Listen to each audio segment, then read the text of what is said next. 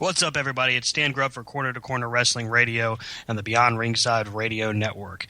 Hey, join us every Sunday night at 9 p.m. Eastern Standard Time as the triple threat of wrestling radio goes live every week, giving you their thoughts and opinions on the world of professional wrestling. Myself, Brian, and Rob, all live, all here for you. And as my good friend Rob would say, from corner to corner and pillar to post, we bring it to you every week at 9 p.m. Eastern Time. BeyondRingside.com and ProWrestlingRadio.net.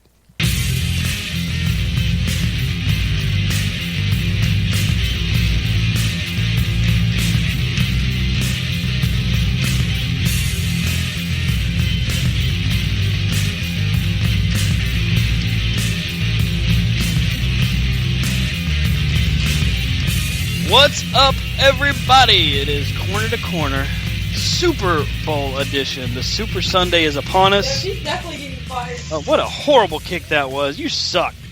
Anyway, it's live right here on Beyond Ringside's Radio Network. We are live, enjoying the Super Bowl, talking about all things wrestling. Good. Don't need to dub out that language. You can read lips. Go Falcons. And Eddie will be with us in sparse amounts as he's got the bowl going on. And, of course, we all know that Fast Eddie Lane is an Atlanta Falcons fan. So I'm sure he's enjoying it. Eddie, aren't you loving this? Oh, clunk. Yeah, that was a good replay. I like replays when it clunks off the field goal.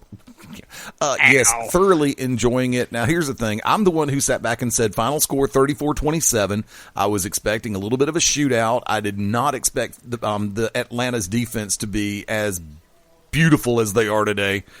And I'm just sitting back. You know, we got to win all four quarters. This game is far from over. It's Tom Brady and the New England Patriots. Anything can happen. I got a world of respect for them. But go Falcons, plain and simple. And I disappear now. Bye-bye. All right. We are joined, of course, with the triple Go threat. now. You've been here for an hour. Hey, big boy. Why are you so big? The triple threat is... Why you bring seal?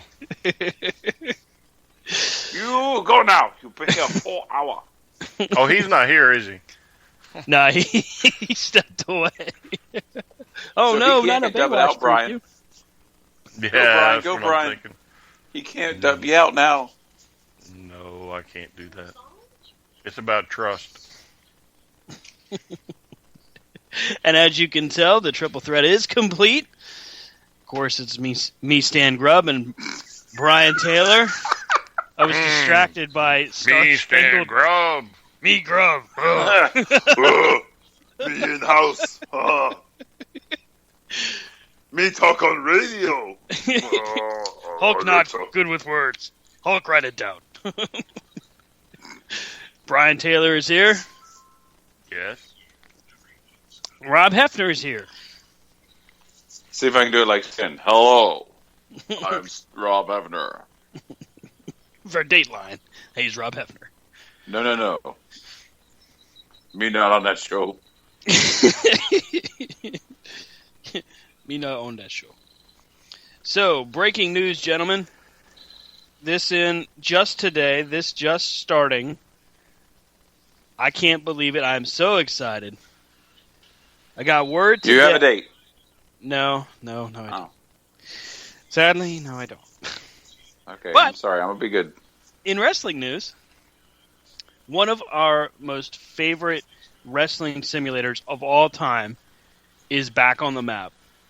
TNM 7, that we supported wholeheartedly throughout most of the Attitude Era, and then some, is seeing a resurgence. While I cannot give the details yet, because creator, writer, programmer Oliver Kopp is sworn to secrecy as far as what he is doing, I do have confirmation that plans are in the works to see this make its way. I can't believe I'm saying this. It's crazy. To Windows 10. Well, wrestling fans all over the world, I'm sure you'll be psyched up to know that there's work being done right now. Well, damn it, I'm excited. I mean, I don't care what you guys say. I'm excited about it. More reasons to stare at the computer screen. I mean, we spend a lot of hours on it simulator. Just watching the words go by. And it's funny because in this day and age of, oh man, the graphics are so lifelike and VR and all this stuff, the idea of a text-based wrestling simulator it just warms my heart. Rob, what do you remember about TNM? Ruling the world. Oh yeah. Ruling the world. It was fun because you could make up your people. You could, have a federation and let the computer do the work. It was fun. Oh, not only that, but you could fantasy matches from different wrestlers, different feds. I mean, yeah, it was back when more than one person owned a wrestling world, so you couldn't go to a network in order to see Hogan versus Flair or the Andersons versus so it's exciting. I was pretty pumped up when I caught word of that today. Pretty neat. But there are tons of things to speak about tonight about the professional wrestling world. Brian, where do we start, sir? I mean, because there's so many different things, and I know you've got a list. So why don't you go ahead and start us off? He's got a list. You just made the list. Did you say a list or a lisp? Brian's got a lisp. Well, I can't even do it right now. I hope. Yeah, I can. Come on, Brian. It's simple. I don't think that's a lisp. Could be. It's a lisp when you say, "Hello, Stan." My name's Stan. Sorry, I'll shut up. Every time I hear the word lisp, I think of that scene from The Cable Guy, where Jim Carrey gets punched so hard it knocks his lisp out. And then he gets punched again in the face, and he goes, "Steven, you son of a bitch." I think a Mystery Men. Oh. Did Stan just say a potty word? No, I don't know. Could you understand it? Yeah. Oh, I know. So how about the... Spleen. I want to see my superpowers. So if I turn All right, around... so you want to guys start can't with Seth Rollins? You want to go with Seth Rollins? Yeah, let's talk about the biggest news of the week. Well, you could probably kind of say it's a tie. But Seth Rollins apparently re-injuring his right knee. Reports are in that he has torn his MCL and is expected so far to be out for 8 weeks. Which I believe will put you right around WrestleMania. If you're looking at, not saying he will be at WrestleMania, but I'm just looking time frame. Right around there, maybe a week later.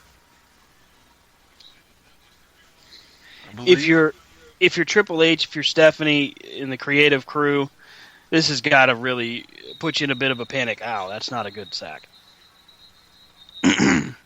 Have you looked at many sacks? Is that how you know it's not a good sack? Well, have you compared sacks? Is that what we're basing on? Stan doesn't want to go there tonight. No.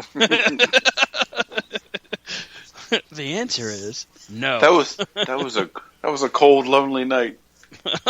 I needed the money. I was young. I was stupid. Well, see, my thing is, creative at WWE has got to be going, son of a, right. We finally get some storylines going. We finally have some history, and son of a, crap. So, but again, I don't see him coming back by WrestleMania. The second tear of your ACL, MCL, or whatever it is, he came back in record time last time. Yep. But, who knows the second time around? Maybe John Cena will donate a vial of his blood so that Seth Rollins can heal magically within a month. So we can start cloning super wrestlers? We've got to get that super serum. We've got to get Seth to finish an angle. Come on. Yeah, I mean, I don't know how bad it is. again, the magic number is 8 weeks, and again, just magically, it's around WrestleMania. Right. So, I mean, Seth was active on Twitter stating that, the injury was real. He wasn't sure what to make of everything. WWE has been very hush-hush except for announcing that he was, in fact, injured. So fans all over the world right now are saying that, man, this could be a work. This could be something that just isn't right. I don't know. But, I mean, if you look at the footage of him making the turn when other breaking news, Samoa Joe slaps on the Coquina clutch. That one twist he does, it looks like his right knee just gives out and it just didn't look good for him. And I'm hoping he's okay. I mean, like Rob says, this would be the third time that his storyline got interrupted by an injury. So what can we possibly make of this one? So, well, here's my thing about this. It took Samoa Joe maybe an hour before he, basically tweets Triple H and says, "Hey, look what I did for you." And normally if there's an injury, you don't have that. Where right. One guy basically brags about hurting somebody. I'm not saying it's intentional, people. Slow down. But you see what I'm saying? And so that's what put it. Yeah, that's what put it in my mind right from the start that this. He could be injured, but it may not be as bad as what they're saying. We may be getting worked on that part. So it could come out to where Triple H comes out in a couple weeks, maybe the Raw before WrestleMania, and says, "See what I did? Don't come up against me. I'm the king. You can't take on the king." And then all of a sudden his music hits. Or Joe, Joe's like, "Hey, look, I don't have an opponent for WrestleMania. Somebody come out and I want to fight." And there's Seth Rollins. Yeah. Or it's Joe versus Triple H. I did that for you. Now what are you going to do for me? I was kind of wondering if that could happen. If Samoa Joe is like his hired gun, and then somehow Triple H gets a little too big, and Joe has to smack him around to get what he wants to get his title shot. Because it's only a matter of time before the Universal Championship goes back into being held by a bad guy supported by Stephanie and Triple H. And I don't see Kevin Owens taking the title to Mania, which the rumor right now is that Goldberg gets the title shot at Fastlane, beats Kevin Owens, defends the title against Brock, and it is feasible that Brock would win the belt from Goldberg if that happens. I mean, you've already had Goldberg squash Brock twice, right? So it's only this is the payoff, right? This is the payoff for Brock. Hey, I took the hit twice. Now it's my turn, right? So. But to me, though, that's just really pissing in the wind. I mean, y'all know how mad I got the first go round. Vince got you. It's okay. Yeah, I mean, he got me. Why wouldn't you do more with this than what you have? You're going to put them together twice, and Goldberg comes out looking, smelling like roses, and then you're going to have a match at WrestleMania, possibly for a title, and Brock is going to get to win after literally being destroyed by Goldberg. I think it'd be foolish. Or do you put the title on Brock and then Goldberg comes and beats him again for the title? Well, see, to me, that would make sense. Yeah, but I have a problem with putting titles on, especially the world title, on these part-time wrestlers. And both of them are part-time wrestlers. At least with Brock, you know that you're going to get an entertaining matchup out of him when he's there. I mean, Goldberg, well, I mean, it's definitely cool to see Goldberg. It's got that good nostalgia feel, and I'm glad for him that he's able to come back and be healthy and compete. But he really hasn't had a matchup, since he's come back. I mean, a minute 28, in my opinion, doesn't count. It's just with Brock, that he can wrestle. He can wrestle Mark Henry in the Big Show and make it entertaining. He can wrestle Kevin Owens and it'll be good.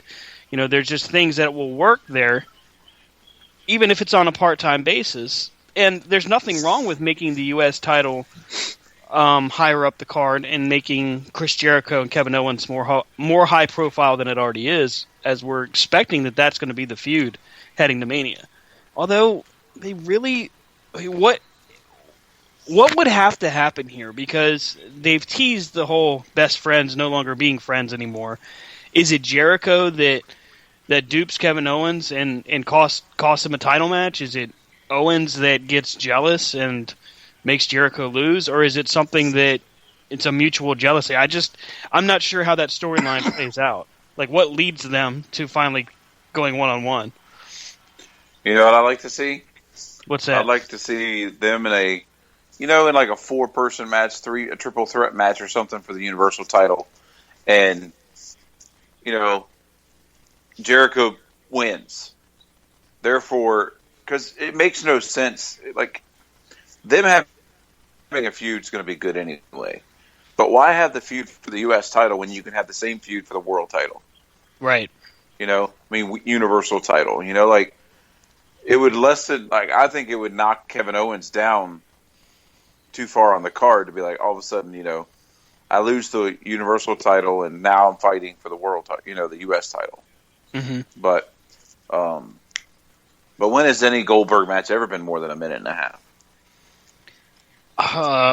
Jericho, Regal. I think that's about it. WrestleMania 20 when he took on Brock the first time, and that was Kevin Nash might have lasted a minute and a half before the stun gun come out. God, I forgot about that one. We were there for that one. Yeah, we were there for that one. Yeah, we witnessed the streak ending. Yeah, I mean, literally, I think Regal and Jericho are like the only two that have ever taken Goldberg truly to task. And I think it's just because they're like, nah, you're not pulling this crap on me. I'm too good for this. You're a boob. So so you think Jericho comes out of that as the good guy? Ooh. I mean, I think Jericho just takes the title. And right. then, I think then,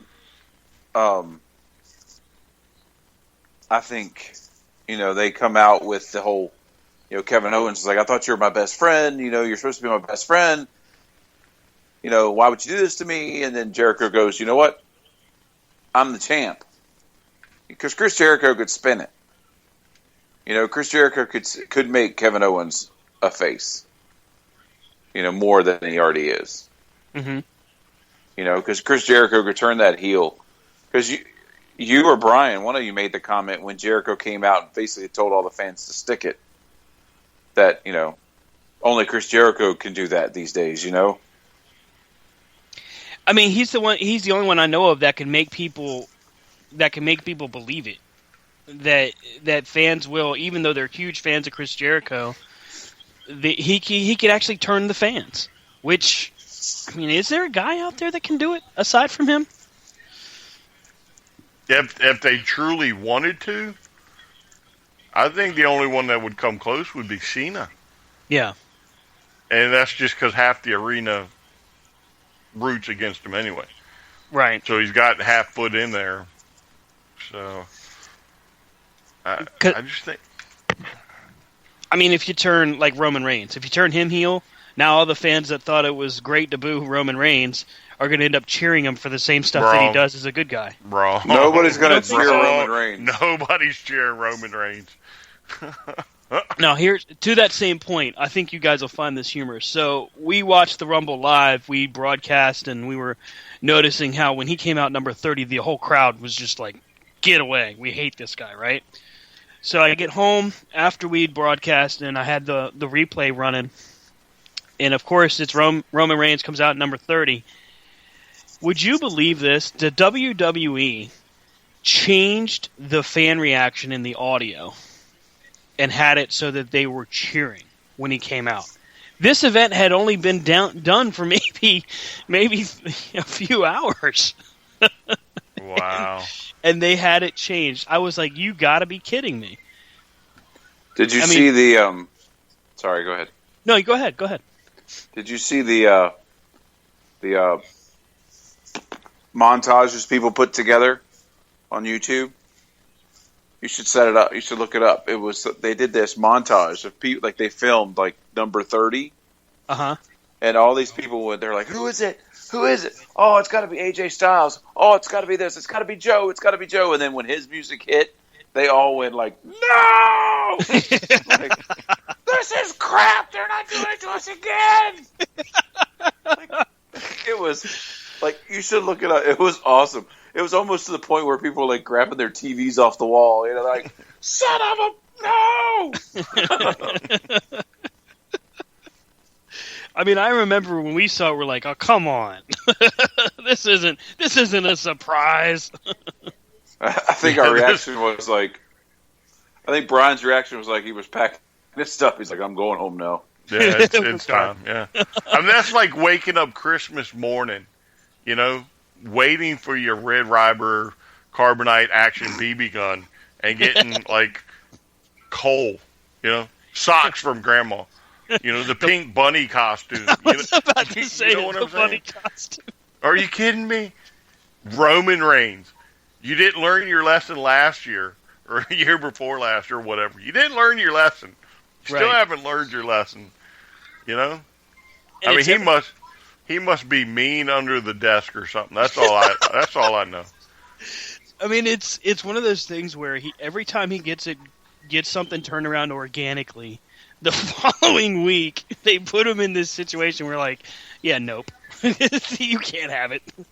Again, do they when he was U.S. title picture, okay? Right. That was about the most popular he'd been since the Shield. Mm-hmm. And then, like, well, we're going to put him in the same spot and allow people to dump on him again. And then we're going to pull shenanigans and we're going to use him when people truly dislike him, you know, as a world champion, even in the picture. Yeah, let's do it again. Let's see how many times we can do this. It's crazy. It's got to mess with his mental state at some point. You know, he's like, man, I got the fans behind me. I got the U.S. title. I'm making strides. Can't wait to see what happens next. Hey, Roman, what? You're going to job out the Jericho, and then you're number 30 at the Rumble. See, like, don't you wonder if, like, okay, there's just don't What'd I do? like, don't you ever wonder if there's like 5 guys sitting back at their gorilla position, and then Vince is like, all right, you know, like he has Joe and Roman Reigns and like Sting and all these people, and he's like, all right, number 30 is gonna be Roman. And, They're like, and everybody's sitting there going, you know, all the production people are like, God damn it. Roman rips open his chest protector and it's the Vince McMahon shirt. I'm a Vince guy. They should change Roman Reigns' music to No Chance. That's what you got. That would be amazing. I mean, I want you to think, but how do you feel as AJ Styles? Right? Now you have set the Fed on fire for the last year, and some Yahoo that like nobody respects is like, yeah, you just lost this big match, but we're going to reward you by giving you number 30, which will then put you in line for. You're not going to get, you're not going to win, but we're going to give you some high-profile match, probably against The Undertaker at WrestleMania. Whoa, wait a second, fellas. Wait a second. What's this? I've had an epiphany. No, Brian, no. Oh, wait. Go to the bathroom first. No. So let's say that Roman Reigns is the poor schmuck that drew the short straw against The Undertaker. And let's say that this may be Undertaker's last WrestleMania match. Would this be one of those passing of the torches to Roman Reigns? Or would this be, we're bringing the dead man out in style, So and we're just going to squash Roman Reigns? That could give Roman a 20-0 win streak? Are you kidding me? No, Roman, no. Well, I mean, if they squash Roman Reigns, it'd be no different than any other match he's in. It's like he does the old school, like, gets his ass kicked the entire match, and then all of a sudden at the last 5 seconds he turns around, hoo-ahs, and then kicks him and then stomps him. And He does the hoo-ha? He does the hoo-ha, and then, like... Hoo-ha! It's just like... I'm one of the ones... I'm on the... It's time for Roman Reigns to go make a movie bandwagon. They should do. Well, like he a made that backstage commercial. Well, it's time for him to go be gone for 6 months and make a movie. Don't they have to make like Marine 75 or something like that? They should do a backstage segment with him, where Vince is trying to decide who number 30 is, and he's like, "Please be me, please be me, please be me, please be me." Hey Vince, Yes! hey Vince, you get the cake I made you? He starts going up. I told you it was going to be me, like Hogan used to do at press conferences. I mean, literally, this is almost as bad as when they were just handing the title to Randy Orton. Because he was the chosen one. Yeah. It's that bad. I mean... No wonder Kenny Omega didn't want to come. He's like, I'm not jobbing to Roman Reigns. Somebody called him and go, "Hey man, before you sign that contract, I want you to know that Roman Reigns is number 30. Yeah. He's like, no. Look, we just saw the match list. It's you and Roman Reigns. Don't sign. Yeah, I'm not coming. He calls Vince, no. But you're on in 20 minutes. No. No, I'm signing with this company called LXWCCW out of Boise, Idaho. Boise. I don't want to. Yeah, I can't wrestle with you, Vince. I'm going to TNA. It's oh god. I mean, it's comedic at this point. It's like bad comedy, but it's also funny. As long as he's not holding the Universal title, I think we're in good shape. But I mean, like, the thing I had about it was, one, that he was 30, and two, he came in and he instantly was like eyeballing the Undertaker. Like, where have we gone? Like, at what point was this going to build up? You know, like, I could see him going in there and throwing out Jericho and beating him up. But the Undertaker? Like, really? And then you let him throw out the Undertaker? I mean, it was it's just like, hey, let's throw it Daniel Bryan at number 15. I'm trying to track down Bryan. Somehow we have lost him. Bryan, come back. Bryan. I'm sorry, I'll shut up, Bryan. I'll let you talk. Somehow we've lost poor Bryan. Bryan! Oh, man. Eddie, help us. But don't forget, we take the breaks at the top of the hour, not the bottom of the hour. Yeah, I know. Eddie, we've lost Bryan. I know. I'm trying to get him back. I saw him. Oh, wait. Eddie is doing the magical wonders of the internet, trying to resurrect. That guy's not supposed to pin that way. Go Falcons. That doesn't look good. While we're waiting, keep going. Yeah, right. Yes, let's keep doing this. So, Stan. Just don't say, GD it. I heard that. That's why I said I heard that. Who said it? It might have been me. It was Stan. That's what I almost fell on the floor.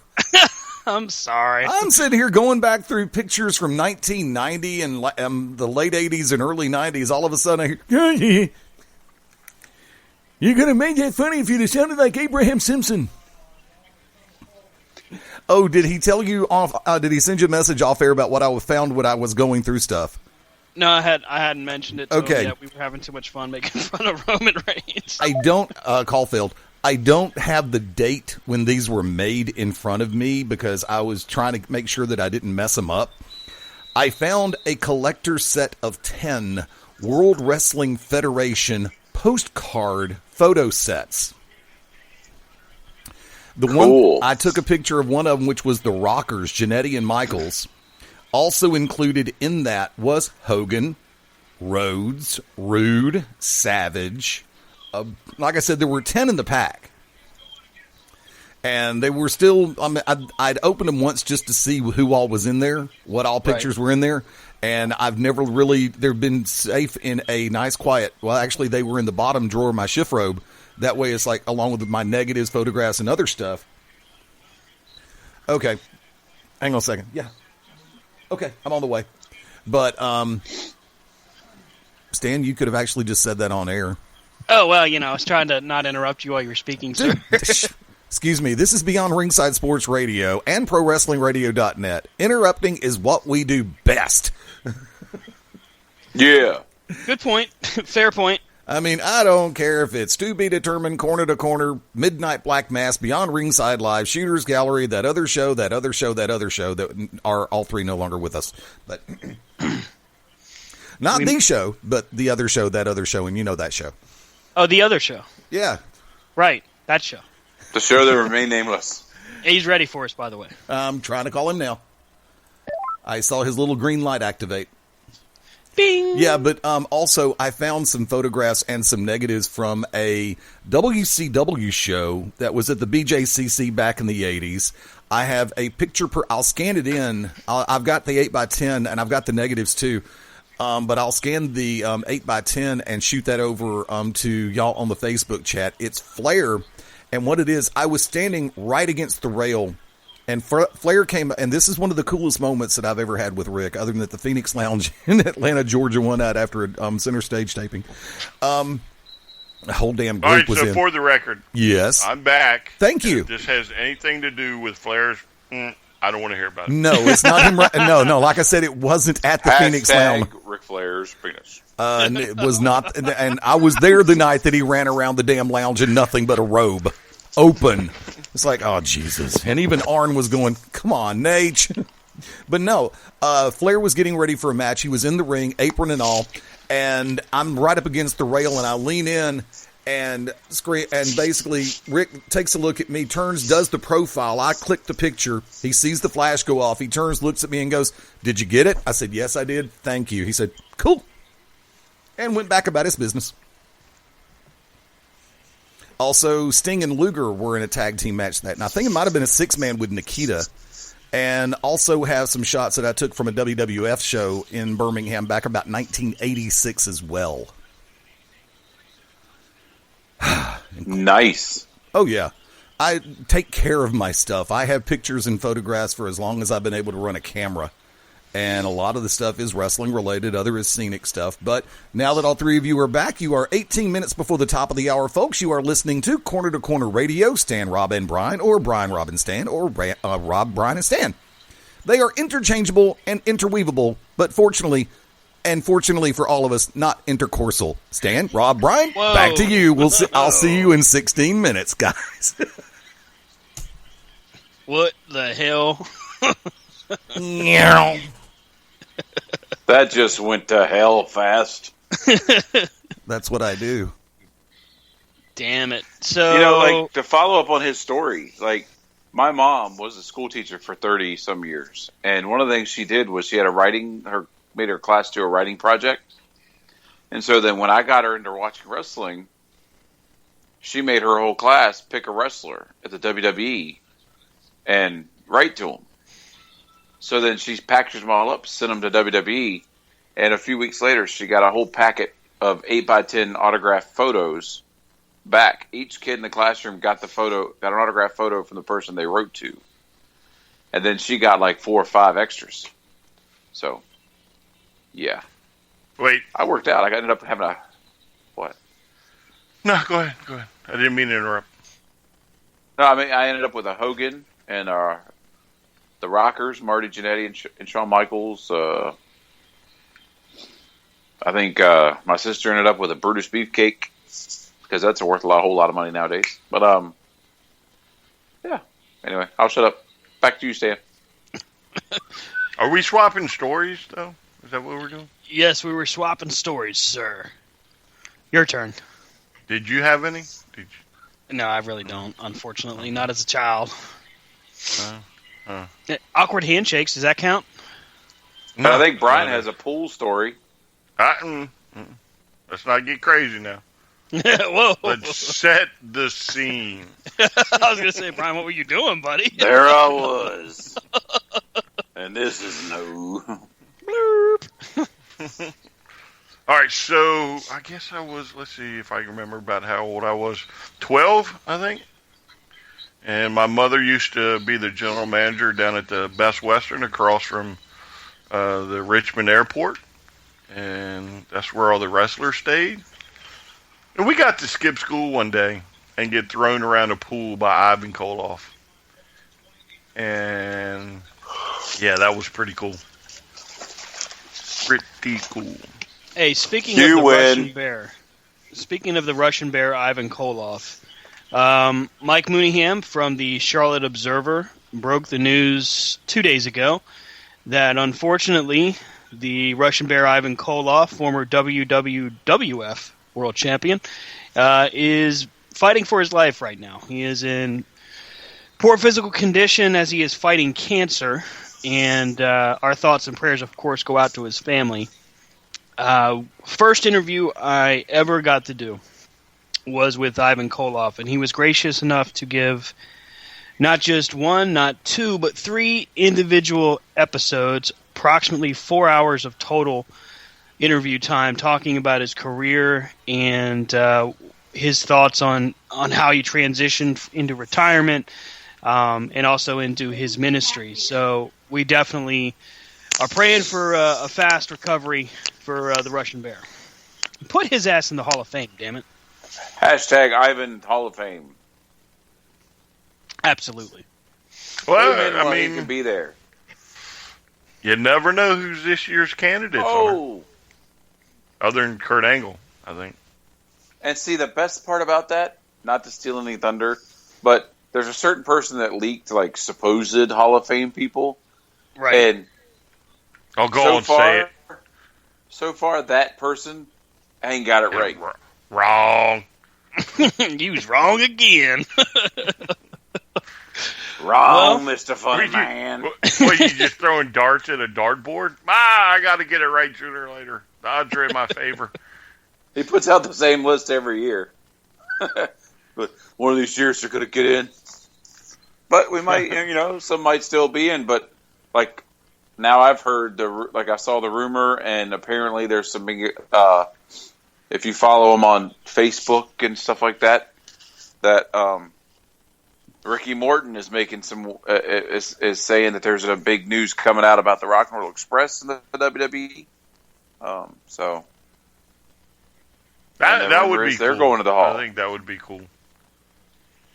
Yeah, maybe we'll get our action figure there, son. Junkie, Tennessee. Oh well, speaking of other Ricky Morton news, all right, Broken Matt Hardy let it slip that he finally dropped the bucket and let Ricky Morton go home. What's a bad man's That was like just yesterday that he put up a post and said that he let Ricky Morton out. And now there's going to be some big match between Matt and Ricky Morton somewhere. So I'd like to thank Matt for letting Ricky out so he can go in the Hall of Fame if that's the plans. Because there's no telling what Robert would be looking at if he was upstage all by himself. I'm just excited because if they go in, then maybe they'll finally get an action figure. Well, I have a question. If Robert Gibson gets a figure, are they going to have like both of his eyes pointed straight? No. See? I'm just saying. It's a lazy eye. It happens to a lot of people. Well, maybe Enzo can hit him so hard, put that lazy eye back to work. You know what I'm saying? How cool of a match would that be? Enzo and Big Cass versus Rock and Roll Express. Oh, the promos alone would be awesome. Now, if anybody saw Holy Foley when Enzo breaks bad on Frank the Clown, which was amazing. you know, and then Anytime follow up I don't get it. the next episode where Noel looks at him and goes, "I need to focus more on my training, so we gotta we gotta break up. we gotta spend time apart." And he's just like, "What?" But apparently it didn't work because they were, ringside last week? Well, they didn't break up, but they're just, he's like, "But I could be there the whole way." And she goes, "I don't really want you there the whole way." Well, he finally got a job. He's an intern for Peter Rosenberg over at Hot 99 up in New York. But the best part was when the guy from WWE was backstage. Oh, yeah, Mark Carrano. That was the best. Yeah. He goes, "He's a reflection on you, and he doesn't look good."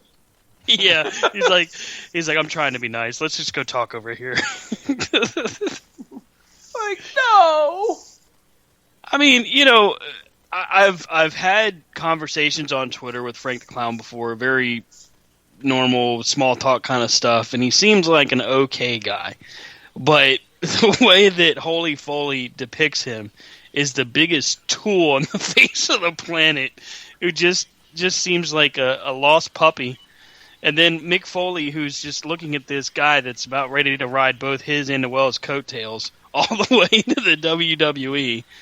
Thankfully, Dewey Foley had the common sense to say, "Yeah, no, I can't help you." Which I'm grateful for that. Well, and let me be the first to say, Stan, that I think your conversations with Clown Boy are officially over. Yeah, that's probably after done. he hears about this. Way to Yeah. go. I'm pretty sure he could care less. He's busy, with Noel. He's got greener pastures, I'm sure.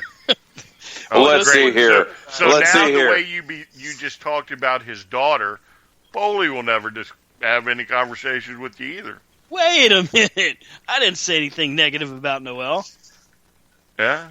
Pretty sure you just said him and Noel and the Clown are getting it on. No, that's what you just said. I would never besmirch the good name of Foley, sir. You take that back. I think he did. Oh, I would never do that. I'm sorry, Mick. I'm sorry, Mr. Foley. Hey, Mick. If you come on our show, we'll make sure Stan's not on that episode, okay? Is he here? All right, I'm gone. We'll send him on assignment to go interview a clown or something. We'll make sure he's not around. Mama, no. We'll make sure he goes and rewrites Roman Reigns' storyline. I can't save that one. I'm sorry. So, let's talk about things that are good, not Roman Reigns and not clowns. What about Samoa Joe finally making his debut on Monday Night Raw? I think it's awesome. Mm-hmm. Just go ahead. No, go ahead. No, go ahead. You started first. Rob. Come on, Rob. Step up, buddy. No, I mean, I just thought it was great. Another legitimate badass, on... He's not around. Say it. Badass on the roster, it's just... You can say badass.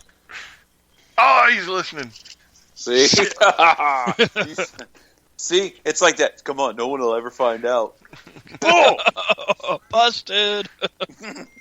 Yeah. Come on, swipe your card, McFly. Read my facts. Nobody calls me chicken. You're fired. Read my facts. Samoa Joe debuting Monday night as the muscle, which I never thought I'd see the day where Triple H really needed a muscle, but damn, if he didn't rock the world of Seth Rollins that whole time, that segment alone I think saved Raw, because Raw was just it wasn't great otherwise, but the lead up, the confrontation between Stephanie and Seth Rollins leading up to that, it was entertaining, and then you had Joe just show up at random, which was really cool. Yeah, I like the fact that they're going to let him be, a tough guy and beat the tar out of people. That's the way I like Joe. I think that's the way most people remember him back in his glory, or not glory days, but back in other feds, TNA, Ring of Honor, that type of stuff. Is him just being that badass because Eddie gave me permission to say it.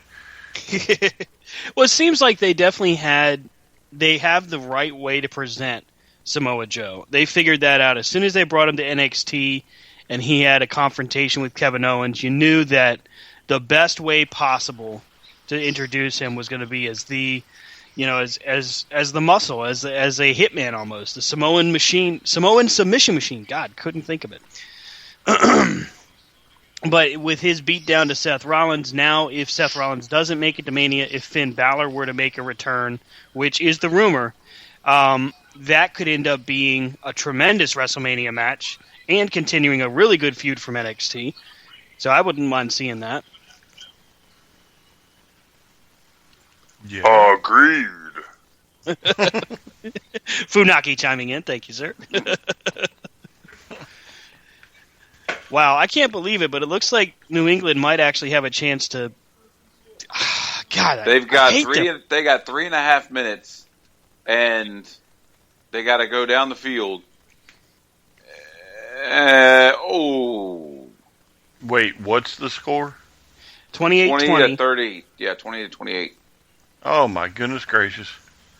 So the Falcons It's- could feasibly choke on this. 28-20 or something. Ooh, 20 to Great. 28, and it's 3rd and 10, and the Patriots are on their own 15. Wow.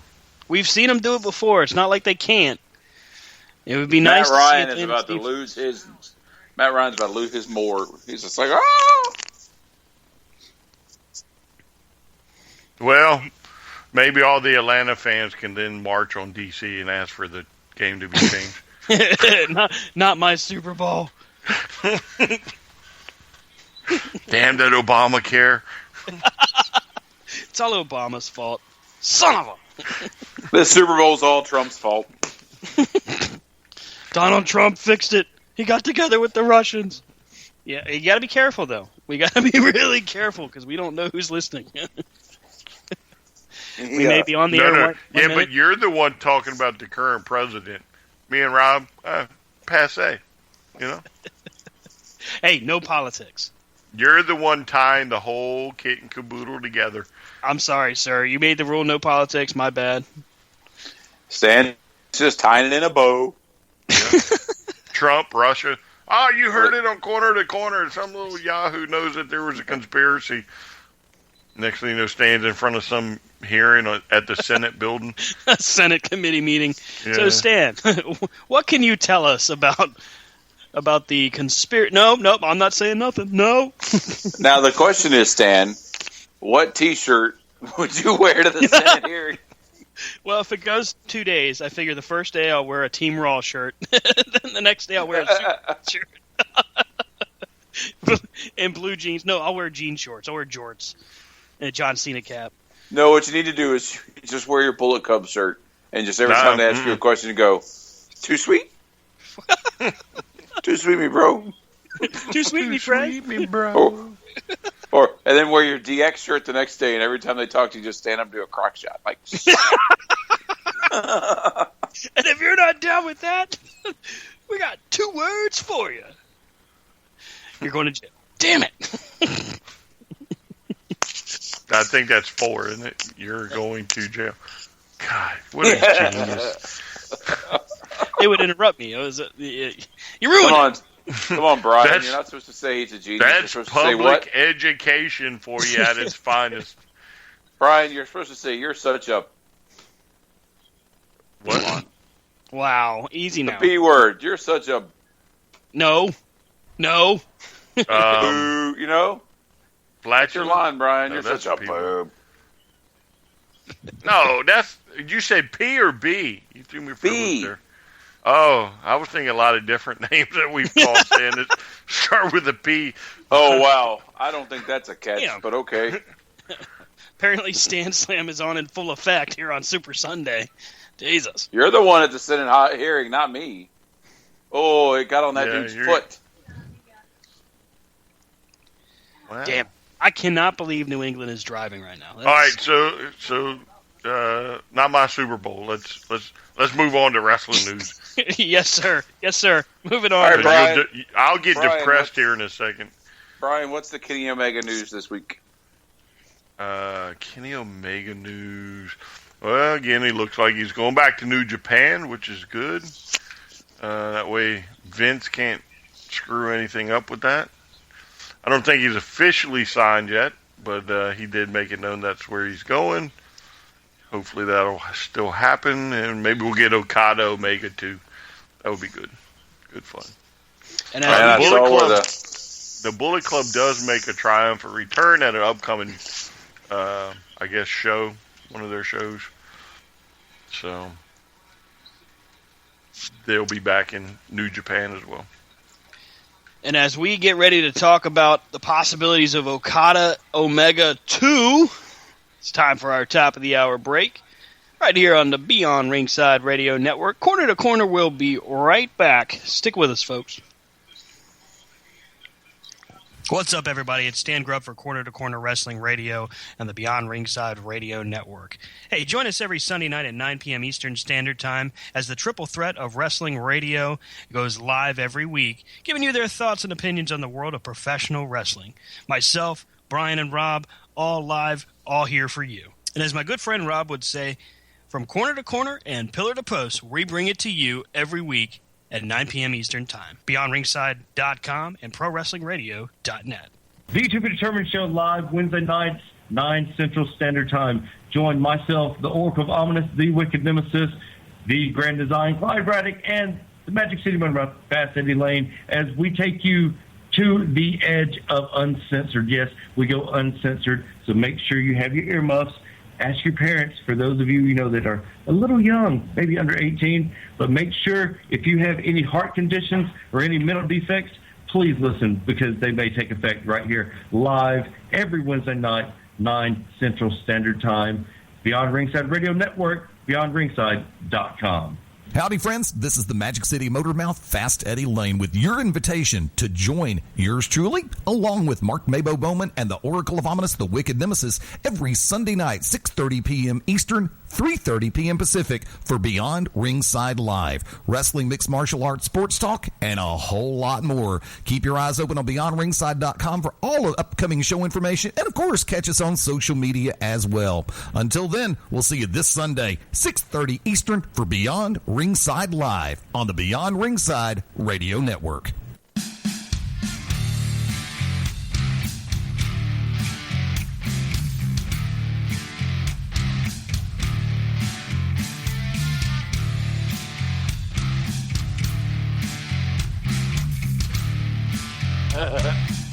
Two one. Welcome back to Corner Super Sunday. New England Patriots are on the goal line, headed to, yep, that's a touchdown. Son of a bitch. Can't believe it. The New England Patriots are making a game out of this. We thought we'd see the Atlanta Falcons take this one all the way through, but nope. It looks like New England is trying to make a game of it. Damn it, damn it, damn it. I hate you, New England. I really do. New England is making Atlanta hold their pocket right now, apparently. A lot of TVs just got broken.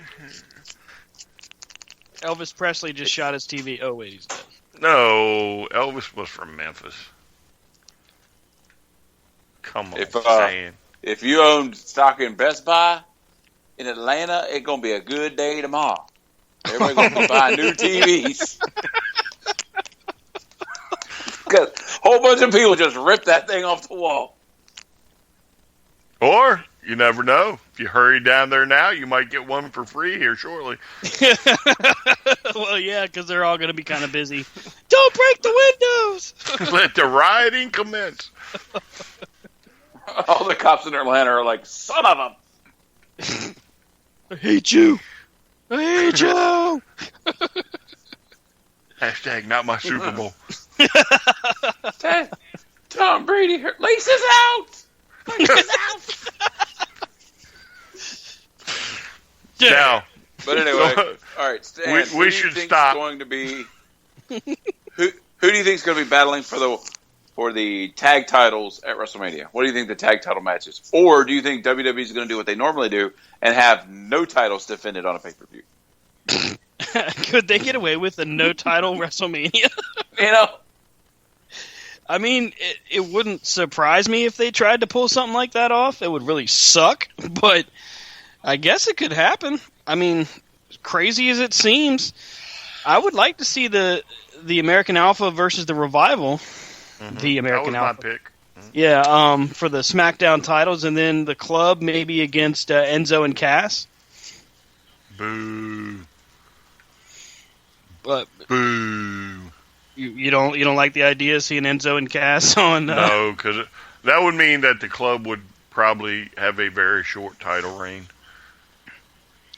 Well, I mean, if they make it to Mania with the belts, that's not necessarily short, is it?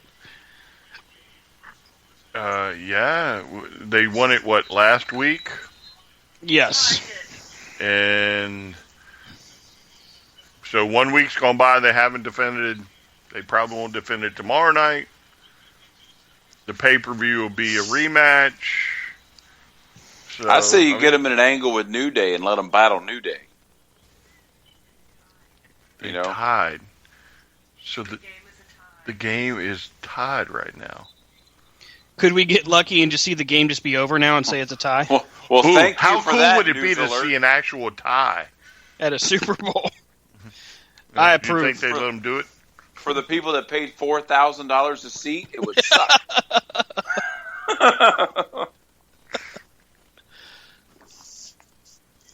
They just showed All a right, so stat. Stan, finish your thoughts. It's like all those people that paid $1,000 to see Roman Reigns come out number 30. Like, Bro! you know, like I'm gonna throw my collectible chair. That would have been bad. Chair gets thrown in the ring, knocks out Roman Reigns. Roman's dead. I say the club goes in and has a feud with New Day playing the whole like goofy, we're going to make fun of you, and then they come down and whoop them. Therefore, we get a new member of the club because it's 3 New Day versus 2 of the club. So the club could be like, you know what, hey, let's make this the odds. Let's make the numbers fair.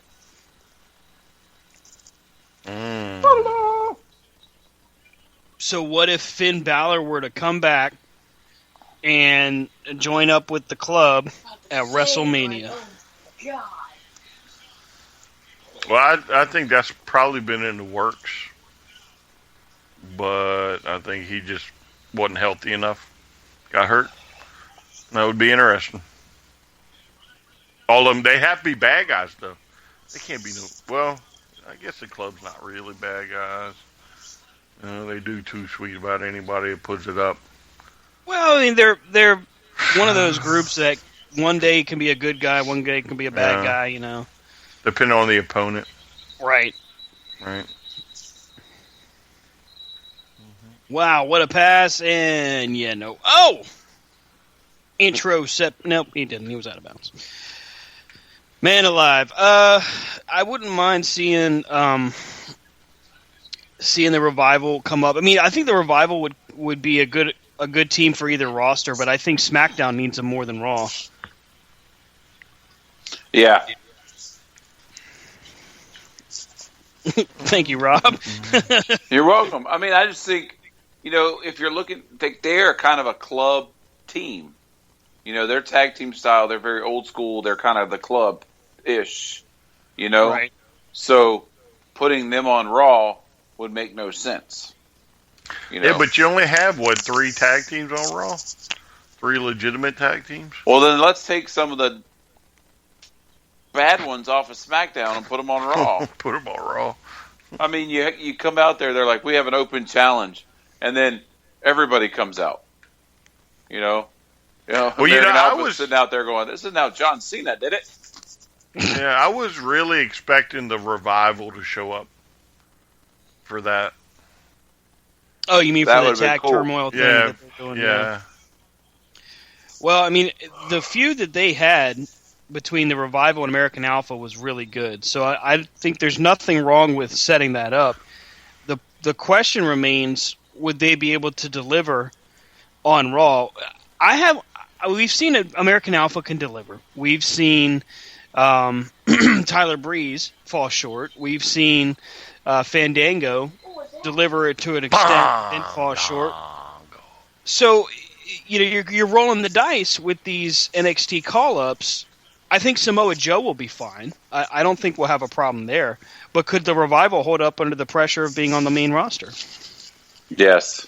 Yes. I think Samoa Joe has the creds to go to the main roster. Right. Not just WWE creds. And I think Revival just has that talent and that work ethic that we haven't seen. I mean, we all say that they remind us of Tully Blanchard and Arn Anderson. Yes. I think the problem with Fandango, or, not Fandango, Tyler Breeze, is that gimmick has never worked for long periods of time. But the one that should be pissed is Apollo Crews. Apollo Crews, it was a good gimmick. And he's a great wrestler. But it's like he's been forgotten. So it's almost like, do you want to get called up to the main roster and be squashed, or do you want to stay in NXT and main event? Well, I mean, there's a lot of merit to just staying in NXT right now and not putting yourself in a position where you could be, seemingly set up for failure. Because if I'm a person that's supporting these call-ups, you want somebody that's going to be ready and somebody that's going to be able to not have to worry about, quote-unquote, proving themselves. But I don't know. I mean, like a guy like Bobby Roode, if he gets called up, he's going to be just fine. But a guy like Eric Young, who I think does well in NXT, I don't know if he'd do well on the main roster. I think he'd do well. He's a credible wrestler, and it would depend more on the storylines you give him. You know what I'm saying? Mm-hmm. He could go with anybody. It's just you have to give him. You can't like Tyler Breeze him and give him some jaked up storyline and then automatically put him with Fandango. You just can't do that to him. Right. Maybe you bring up Sanity all at the same time. That wouldn't be a bad move.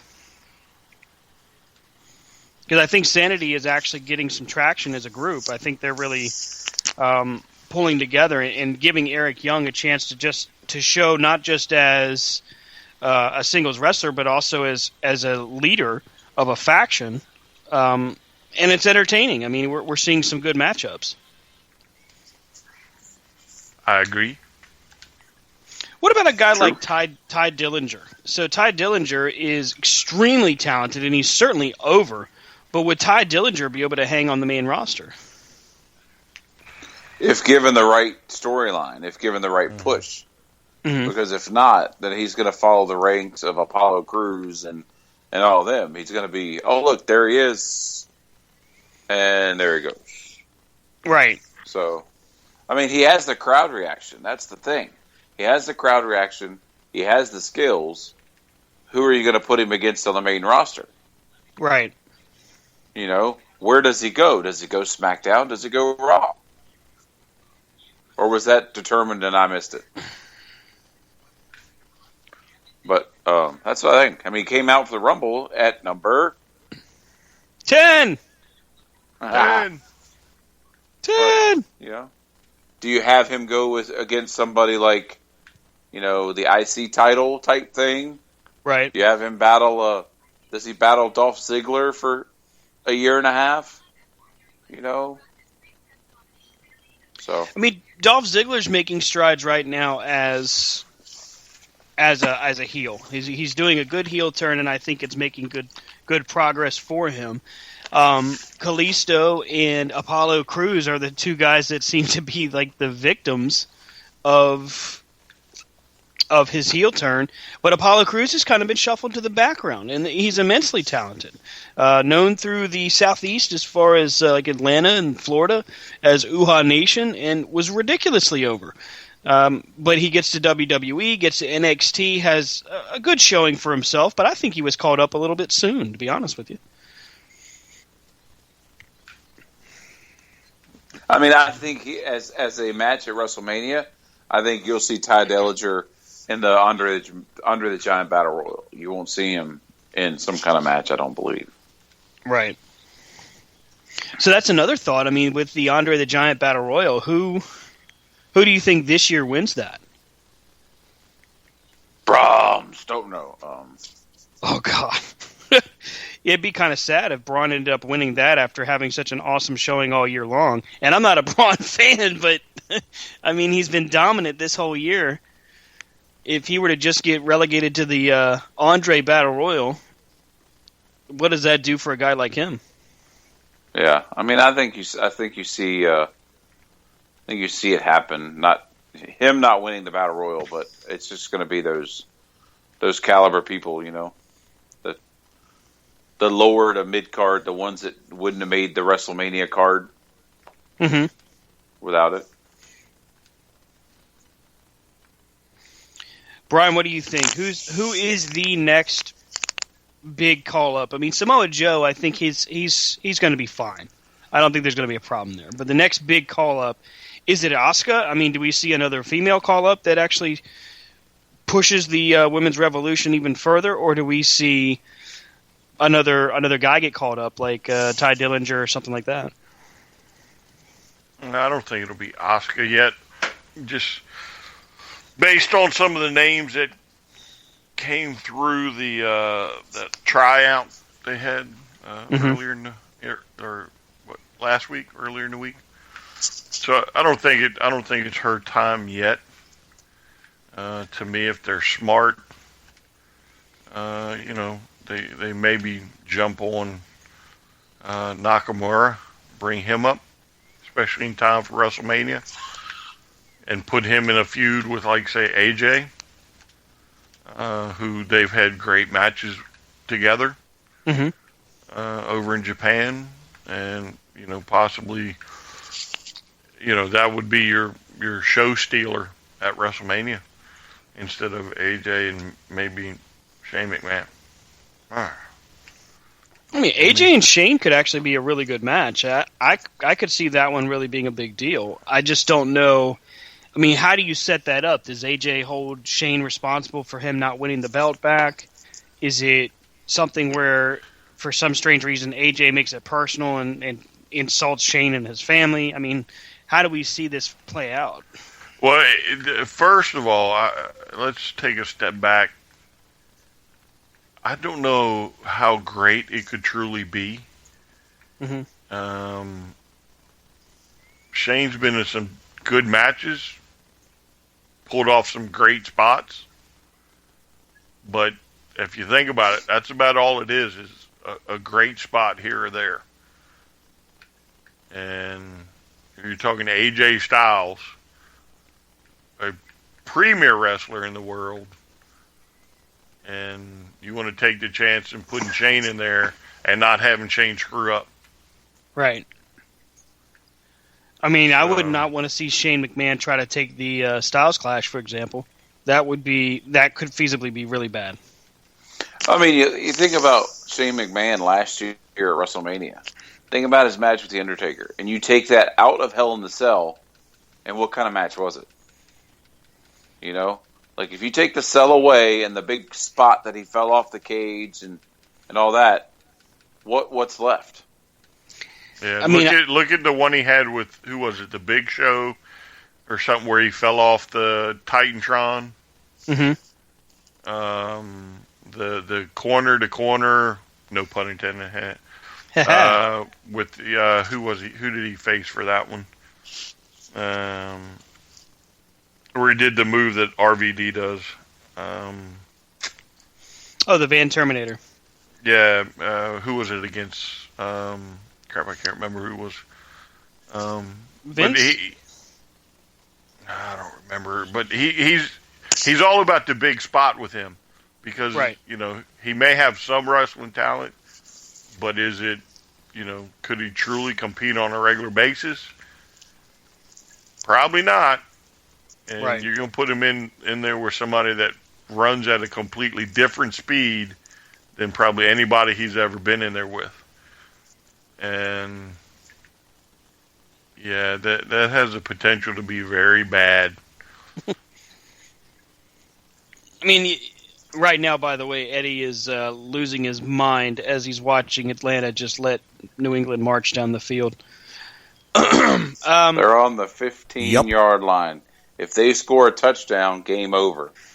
Game over. No, dropped it. Who, New England?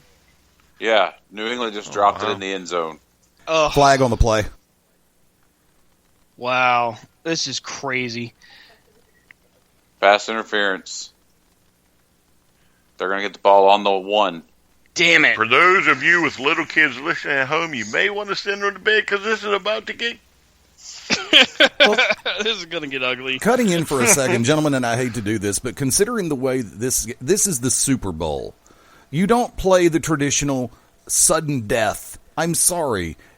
It's basically, okay, coin toss, Patriots win the coin toss. They're going to come down, score a touchdown, game's over. Atlanta doesn't have a chance to fire back. Nope. Right. I mean, and this is where I'm just going to lose my mind for a hot second. I'm okay with the better team winning. But it seems like every time there was a beautiful no call, the Patriots were the recipient of it. Every blasted time.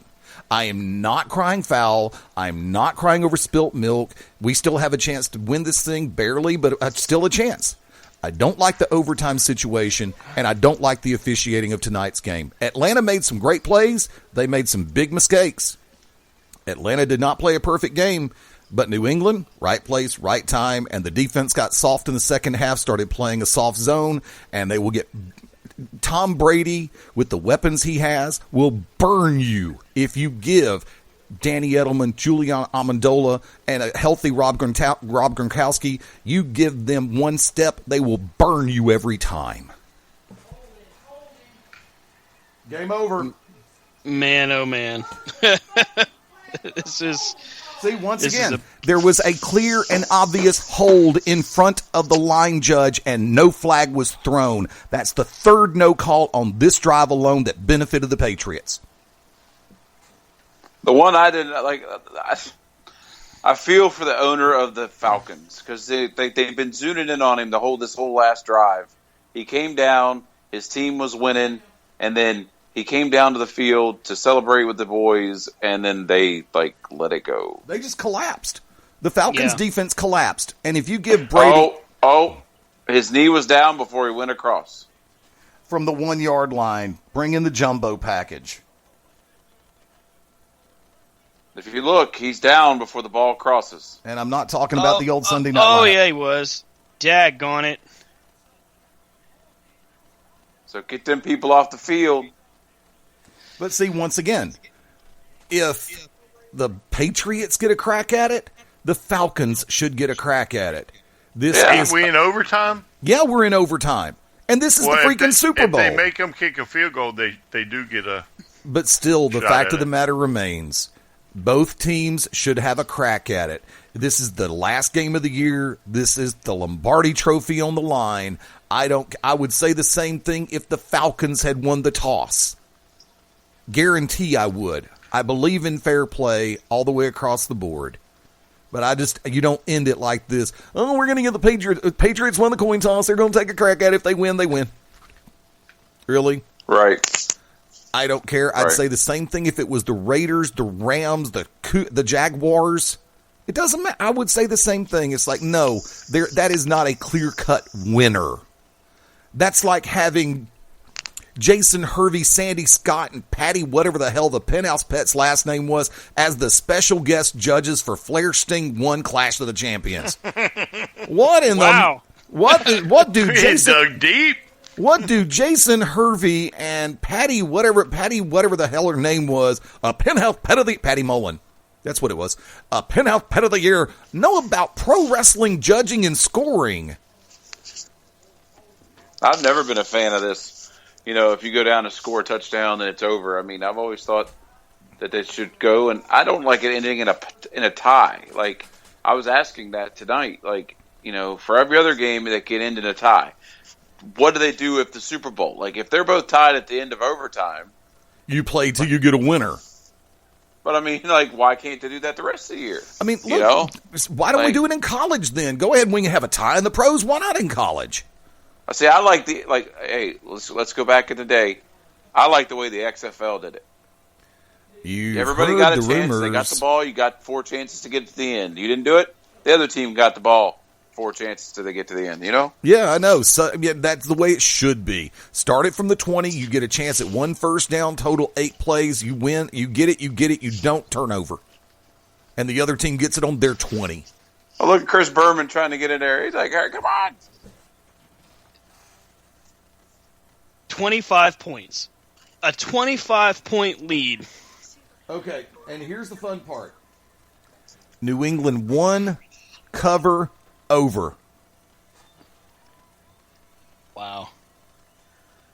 So if you took New England, the points, and the over, you win tonight. Crazy. It's crazy.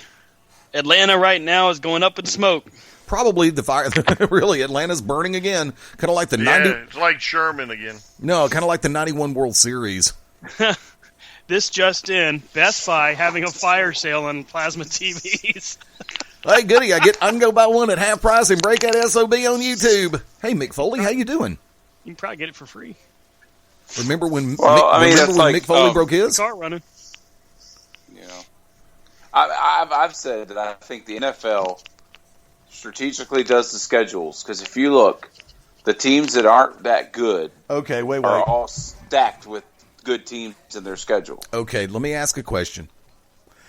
Please tell me, other than the best 5-13 team, or I'm sorry, that was almost funny, the best 5-11 team in the NFC East or NFC South, what else did the Falcons really have? I mean, what'd they do against the Buccaneers? What'd they do against the Saints? You're going to have the answers to that one. I honestly didn't follow Atlanta too closely. Same thing with the Patriots. Everybody talks about the AFC East and the AFC North are both weak as hell. Yeah, okay. What else has everybody done? You got Fitzpatrick with the Jets. You got the Bills that are just like mired. They can't get out of the swamp to save their butts. Indianapolis, 1 minute they're on, the next minute they're off. I mean, there is no division in football which can be classified as strong, strong. There is no division in AFC. No. Go ahead. Because I think the NFL does it. Because they have the teams they want to look good. Well, AFC West maybe, because remember this year, Broncos didn't look horrible. The Chargers were on the mend, and the Raiders, hi there. And who else is in that division? Chiefs, isn't it? KC. Yeah, I mean, and by the way, for the record, I don't know if y'all caught the announcement from Friday, but Larry Fitzgerald has announced he's going to come back for his 4th season with the Cardinals. Let me ask you guys, if you are Tom Brady at this point in your career, do you retire? No. Why would you? He answered that question pregame with Terry Bradshaw. Terry asked him point blank, if you win tonight or if you lose tonight. If you win tonight, is this it? And Brady said, no, you got to defend the title. That's pretty awesome. Well, and I mean, folks, and I hate know it, but it's awesome. Okay, now I ask the question: with 5 rings and 2 losses, is Tom Brady the best quarterback of all time? Rob?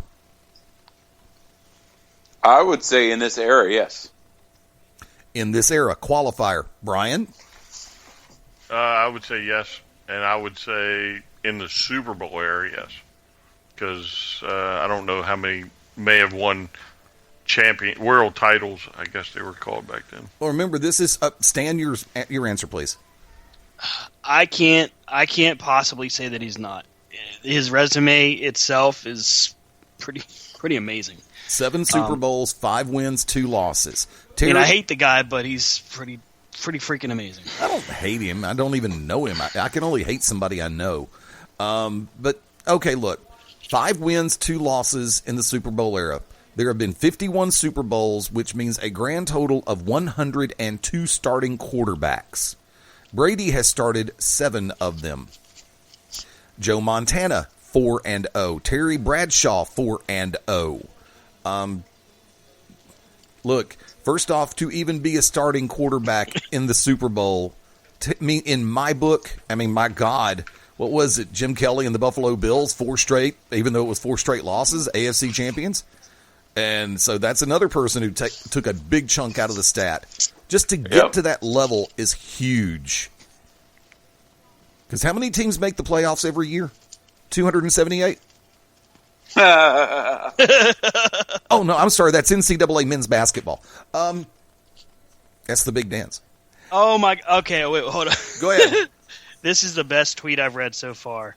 I'm canceling my NFL network after Roman Reigns. That's funny. That is great. That's funny. Look, my favorite sign of the last 5 years was one that somebody did while Reigns was in the ring getting ready for a match or in a match. Person held up a sign, and I've got the meme here. I've got the picture here. If Reigns wins, we all go home afterwards. You know, based on the if Cena wins, we riot from ECW One Night Stand, where the ECW Championship versus the WWE Championship, Rob Van Dam and John Cena. You know, I didn't get a chance to really listen to the WrestleMania broadcast, and I want to go ahead and ask all 3 of you if I could. Not meaning to commandeer, but I want your opinions. John Cena, AJ Styles. Is it, even this early, a match of the year candidate? Brian? For the WWE alone? Yes. Or I would say yes. Actually, for pro wrestling and sports entertainment in general. I saw Okada and Omega, and I don't know how you're going to top that. Once again, to me, that is the candidate. Match of the year. Candidate, not winner. Candidate. No, again, I think you have one candidate and one candidate only right now. Stan Grubb. Match of the year candidate? Yes. Yes, but would it win? No. Omega and Okada steals that one. They don't even steal it. They take it in a landslide. Rob Hefner. I think it's a candidate for sure, but everybody's stepping up their game now, and so I would say one of John Cena's best matches ever. But match of the year candidate, yes. Match of the year winner, not probably. I mean, I think Cena and AJ bring out the best in each other. Yeah, I mean, I don't think they've had a bad match that I've seen on television. Yeah. You know, they may have a bad match at a house show that, you know, hasn't been seen or was seen by a smaller crowd, but God, I don't think they've had a bad match. I've got to ask the question for all 3 of you.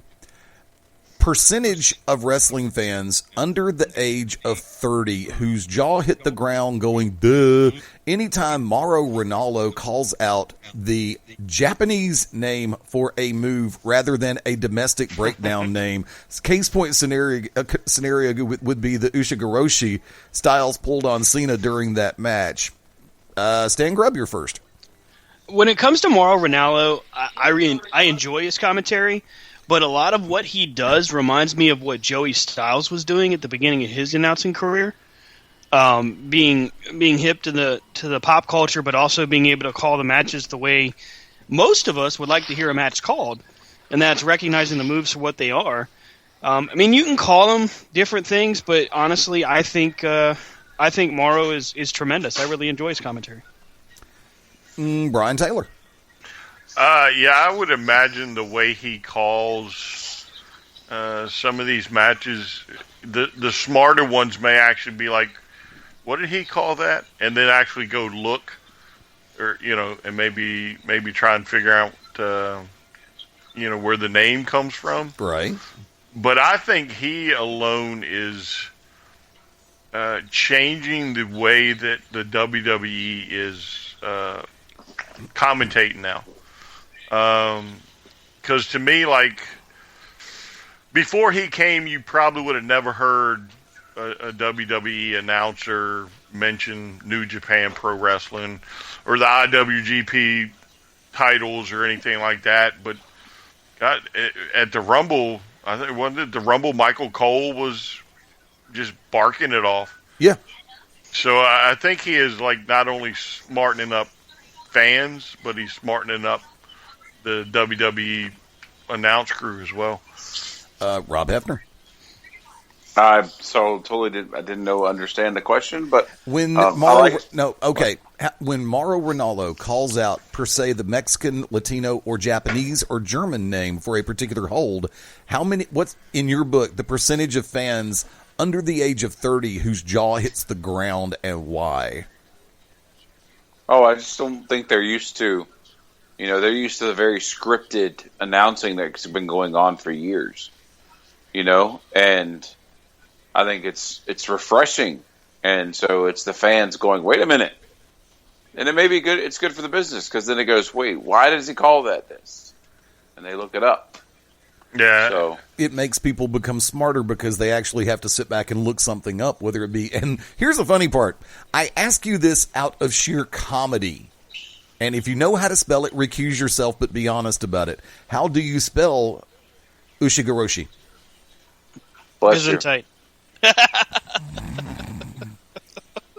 Los Ingobernables de Japón. That's how we spell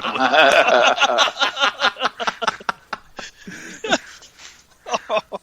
Oh, that was funny. And it's funny because Mark Mabo Bowman over on Beyond Ringside Live has the worst time pronouncing that. God love him. He is not feeling good. But Yeah, what'd you say? I was just saying that I know Mabo's down, or at least he was down in Florida. yeah, they got back yesterday. Him and Tunzi, DXL. Mark Mabo Bowman and 2 Tons of Agony or Tunzi Adam Coffey. Longtime friends of the family, and I call them brothers. Probably 2 of the coolest individuals you will ever hang out with. Tunzi, of course, grounded in reality. Mark Bowman, of course, very happy to talk about exactly how many times he can poop in one day. Okay. If we go through one episode without a poop or a masturbation or a porn reference, I think I'm Whoa. actually G-rated, of course. There's a way to say things without going blue. Like He needed the money. Look, No, can there was somebody please get SmackDown announcers down to 3 or 2? Yeah, they got a whole battalion over there just sitting at the table waiting to say something. well, I mean, David Otunga needs to go. The other dude on the other end needs to go, and just put JBL and Mauro Ranallo together and be done.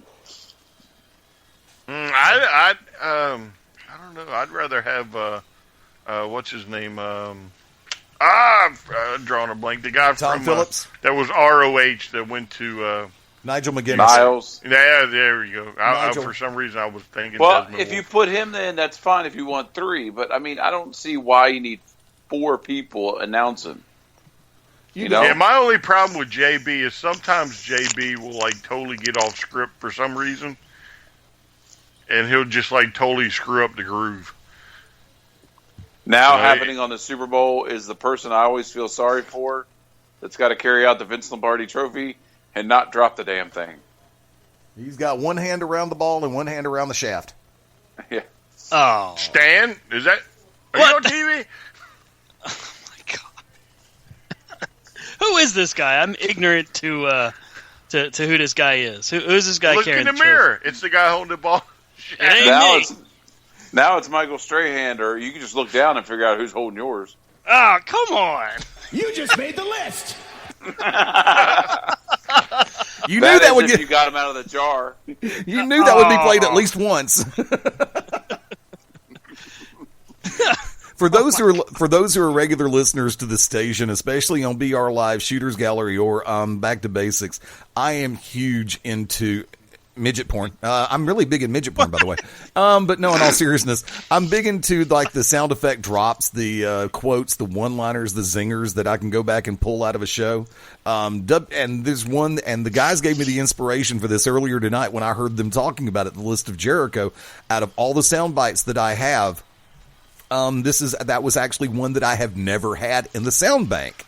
So I want to thank you guys. You gave me the inspiration to go ahead and I'm finding a way to get that downloaded, so it's now in the arsenal. There you go. All right.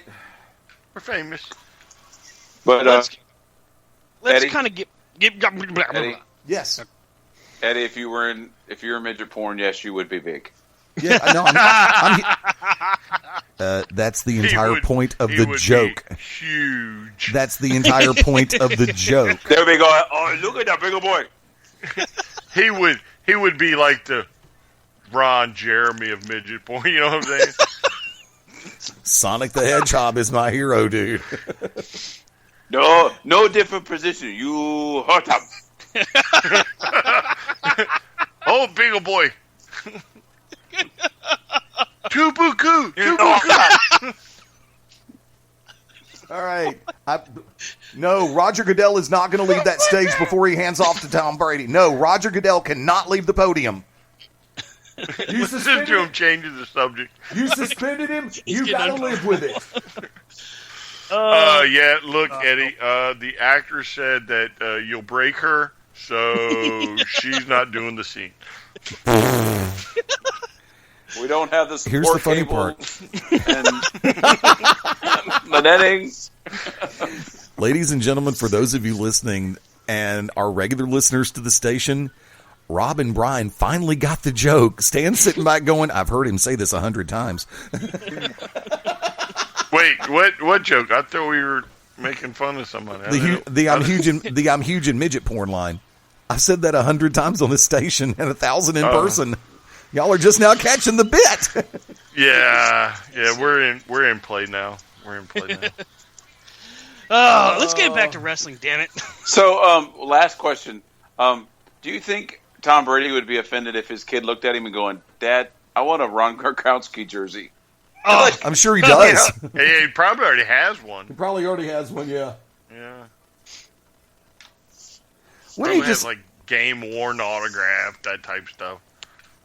Yeah, I'm sure he's got even deflated. I'm sure even Tom's handed out deflated balls to everybody going here. Speaking of how mad would you be, Eddie, if tomorrow there's a big scandal about how the balls were deflated again? I won't be mad. Look, I'm sorry. I'm healed by birthright and healed by nature. Babyface by bad casting. If you can find, I'm sorry. If you ain't cheating, you ain't trying. It ain't cheating if you don't get caught. All right, so if they say that they were mic'd into the Falcons' headset, you'd be okay with it? Once again, if you ain't cheating, you ain't trying.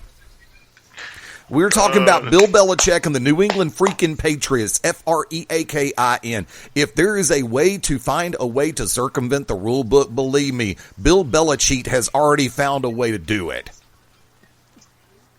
So I have no problem. Look, in my book right now, the best team won. Congratulations. Yes, it hurts me to say this, and I'm going to barf in a minute. Congratulations to the winners of Super Bowl 51, the New England Patriots. To my Atlanta Falcons, hey, we'll be back next year. We're built for the long haul. So guess what? You ain't done with the Dirty Birds yet, kids. The preceding announcement was brought to you by Counseling Centers of America. Hey, like I said, Atlanta shot themselves in the foot in the second half by starting to play a soft cover defense. It does not work. That zone doesn't work, and the only thing a prevent defense does is prevent you from winning. New England took advantage of the opportunities. They got some great no calls from the officials. They won. That's it.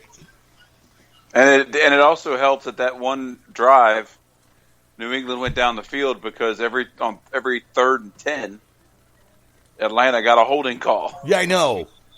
I was like, you just had them. But anyway, I know. Back to wrestling. Yes, because Stan doesn't understand. If it's not Cam Newton or the best something about hold deflated balls, he doesn't understand anything about football. Yes, the best 5-11 team in the NFL, and. Get the hell out of here. Okay, I ask you this question. If Roman Reigns lost his championship match and was granted number 30, AJ Styles lost his championship match, why wasn't he number 31? Because he'll get a rematch. So let me just ask you this. Because Roman Reigns wasn't the champion. Yeah, right. Let me ask you this though, and I want an honest opinion here. Do you think that the Atlanta Falcons feel like Ace Ventura after he found out that Finkel was Einhorn and Einhorn was Finkel? Please us out. I think they feel like Rocky Balboa at the end of one when Creed comes up and goes, ain't going to be no rematch. Trust me, we don't want one. You think you're in the shower right now? We just... Brady is digging into my hip. The Falcons cheerleaders, if they're in the shower, excuse me, guys, I got a road trip to make. All right, so who had the question? I digress. The Styles versus Reigns getting into the Rumble, because a lot of people on social media have been asking, well, if Roman Reigns can get in the Rumble and he lost his match, why can't AJ Styles get in there? It's not fair. They're giving preferential treatment to Roman. Well, Roman wasn't the champion. Roman was the challenger. Yeah, but Roman is the big dog, and that's his yard now, remember? Yeah, well, I think AJ has a legitimate shot to get that world title again. That's why they didn't put him in there. Yeah, no, there's got to be a rematch, and I think Chamber is which Raw, SmackDown? Shane? SmackDown. SmackDown Blue. Yeah, SmackDown. So there's a chance that Bray or Randy or AJ could actually get the belt from Cena at Chamber. Right. Yes. It's the way for Cena to lose and still hold that cred of, he didn't really lose anything by losing the title. Yeah, and it's also a way for Cena to then break the win with a big win at WrestleMania. I've got one more question for the three of you, and then I'll get out of the way for the last 10. Honest opinion, hold nothing back, #HellDamnAss. Brian.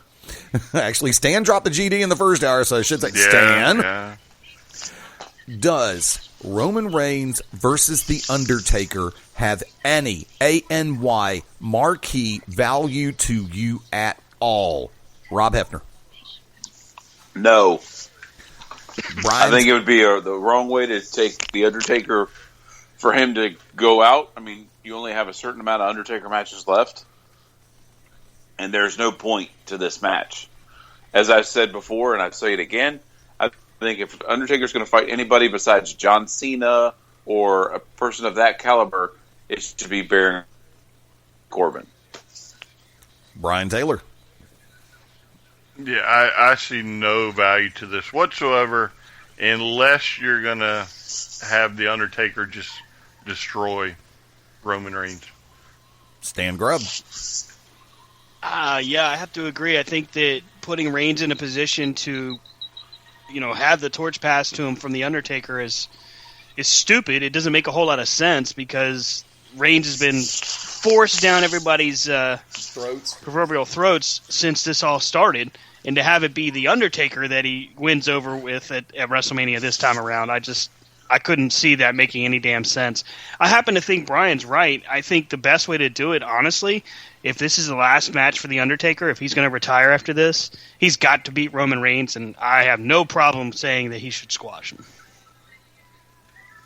Why does he got to beat Roman Reigns? One is The Undertaker, and two, Roman Reigns should not even be put in that situation. That's what I'm saying. Like, why, if it's going to be The Undertaker's last match, why waste it on Roman? I agree. A love affair. Well, he's a Vince McMahon guy. Yeah, he's part of the Under the Desk crew. Well, I seriously think that Triple H, Shane, and Stephanie need to start looking at having Daddy evaluated for dementia.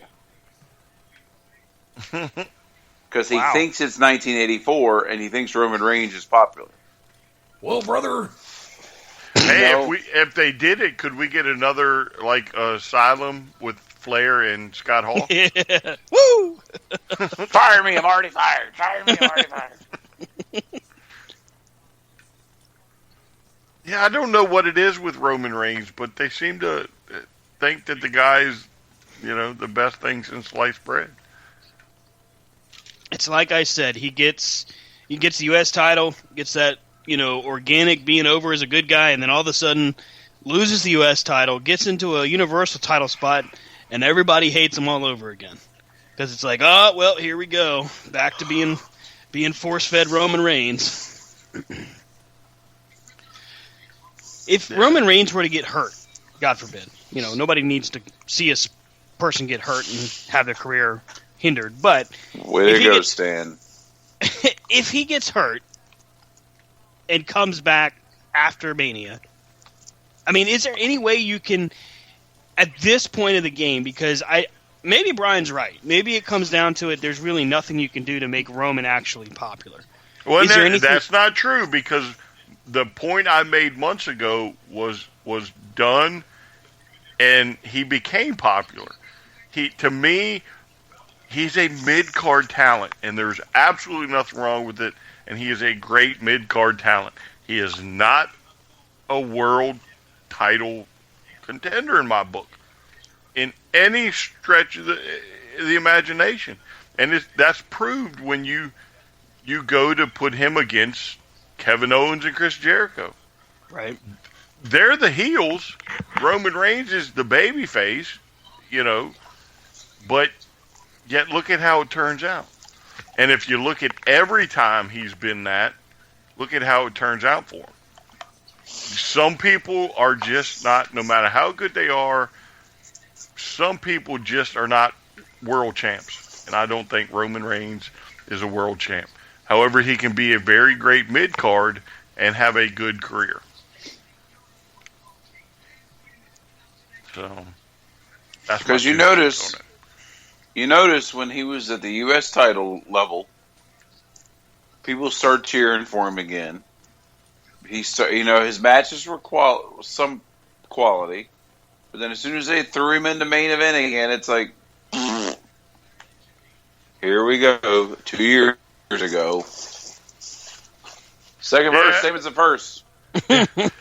I mean, and look at who he's gone up against when he wrestled AJ and he defended the world title. Okay, now in the day of the internet and Twitter and Facebook, we have everybody's wrestling history at our disposal now. And we watch that stuff. And we know there's no way in hell Roman Reigns can beat AJ Styles. But you want to play us for idiots. Flash forward, the Royal Rumble. Daniel Bryan, you want to play us for idiots. Now you're going to put him against two of your biggest stars in Kevin Owens and Chris Jericho and play us for idiots.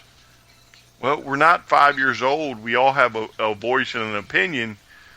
And the problem is we're a lot smarter than you think we are. And I think that's what's happening is we don't want him in that picture because none of us think he deserves to be in that picture. I mean, I'd be curious how much his merchandise sells. Actual numbers. Roman's merchandise? Yeah. That would be an interesting statistic. Because, I mean, it's not like Cena's. You don't see a lot of it. Or Owens or, Rollins. So I think you probably see more Bullet Club stuff in the WWE arena than you would Roman Reigns. I'm trying to look that up right now, just see if I can find any statistics on this. But he can't type joke at the same time. I'm just looking. I'm looking. All right, trying to find out. Didn't you say? Wait. You look at the thing to put him in. When they held the whole Rusev angle. Mm-hmm. It was so dumb. Like all of a sudden, we have Rusev versus this person, and then all of a sudden the next Raw, or all of a sudden, Roman Reigns is out there. Almost getting to the point of like, I'm going to, like almost domestic violence type things. Like he's normally destroying a wedding reception or something like that is fun. Like the angles are, like, oh, this one just was uncomfortable. You know, you're like, this sounds like some been up feelings. It's like, did Lana break up with like him? And, you know, like, is he an ex-boyfriend that we don't know about? But anyway, it sucks. Who wants to see Roman Reigns? Nobody. Who better than Kenyon? Well, I made the comment at MCW, you know, when we were down there. I was like, you know, the guy up front that was acting like a total douche was like wearing a Roman Reigns shirt. It's like, well, that's judge a character right there. Yeah, he was just pissed he couldn't be pushed to the front row. Like you bought the damn thing. Like maybe it was a gift. I don't know. Maybe he was wearing it because he knew he was going to get dirty and he didn't want to ruin a good shirt. I don't know, but anyway. I don't have a response for this. I'm just listening, man. I'm just listening. Brian did buy a Leo Rush shirt. That was a pretty nice looking shirt too. And it's autographed. Yeah, I bought a Matt Hardy deleted shirt. I have a question. Okay. I know we have an answer. We're all four part of, and I got this from a group that I'm a member of, Facebook group.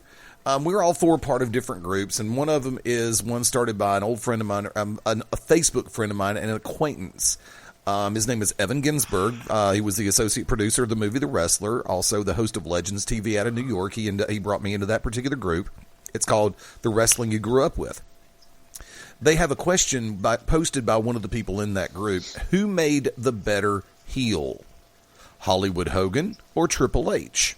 Stan? Hollywood Hogan. I think Hogan. It had the shock value. It had the. It set the wrestling world in its ear, and it literally transformed WCW from small time to the big time in almost a month's time. When he first turned to the pay-per-view, I believe it was Road Wild, and Hollywood Hogan wins the belt, and NWO takes over. And it's hard to comprehend anything ever being bigger than that. Rob Hefner. I'd have to say for total shock value, Hogan. Okay, Brian Taylor. All right, so I want to get the context of the question. Who was the bigger heel? Who made the better heel? Who made the better heel? Oh, or Lord, who was the better that's heel? A tough one. Wow, Triple H or I would have to say I think I would disagree and go with Triple H. See, I'm of go ahead.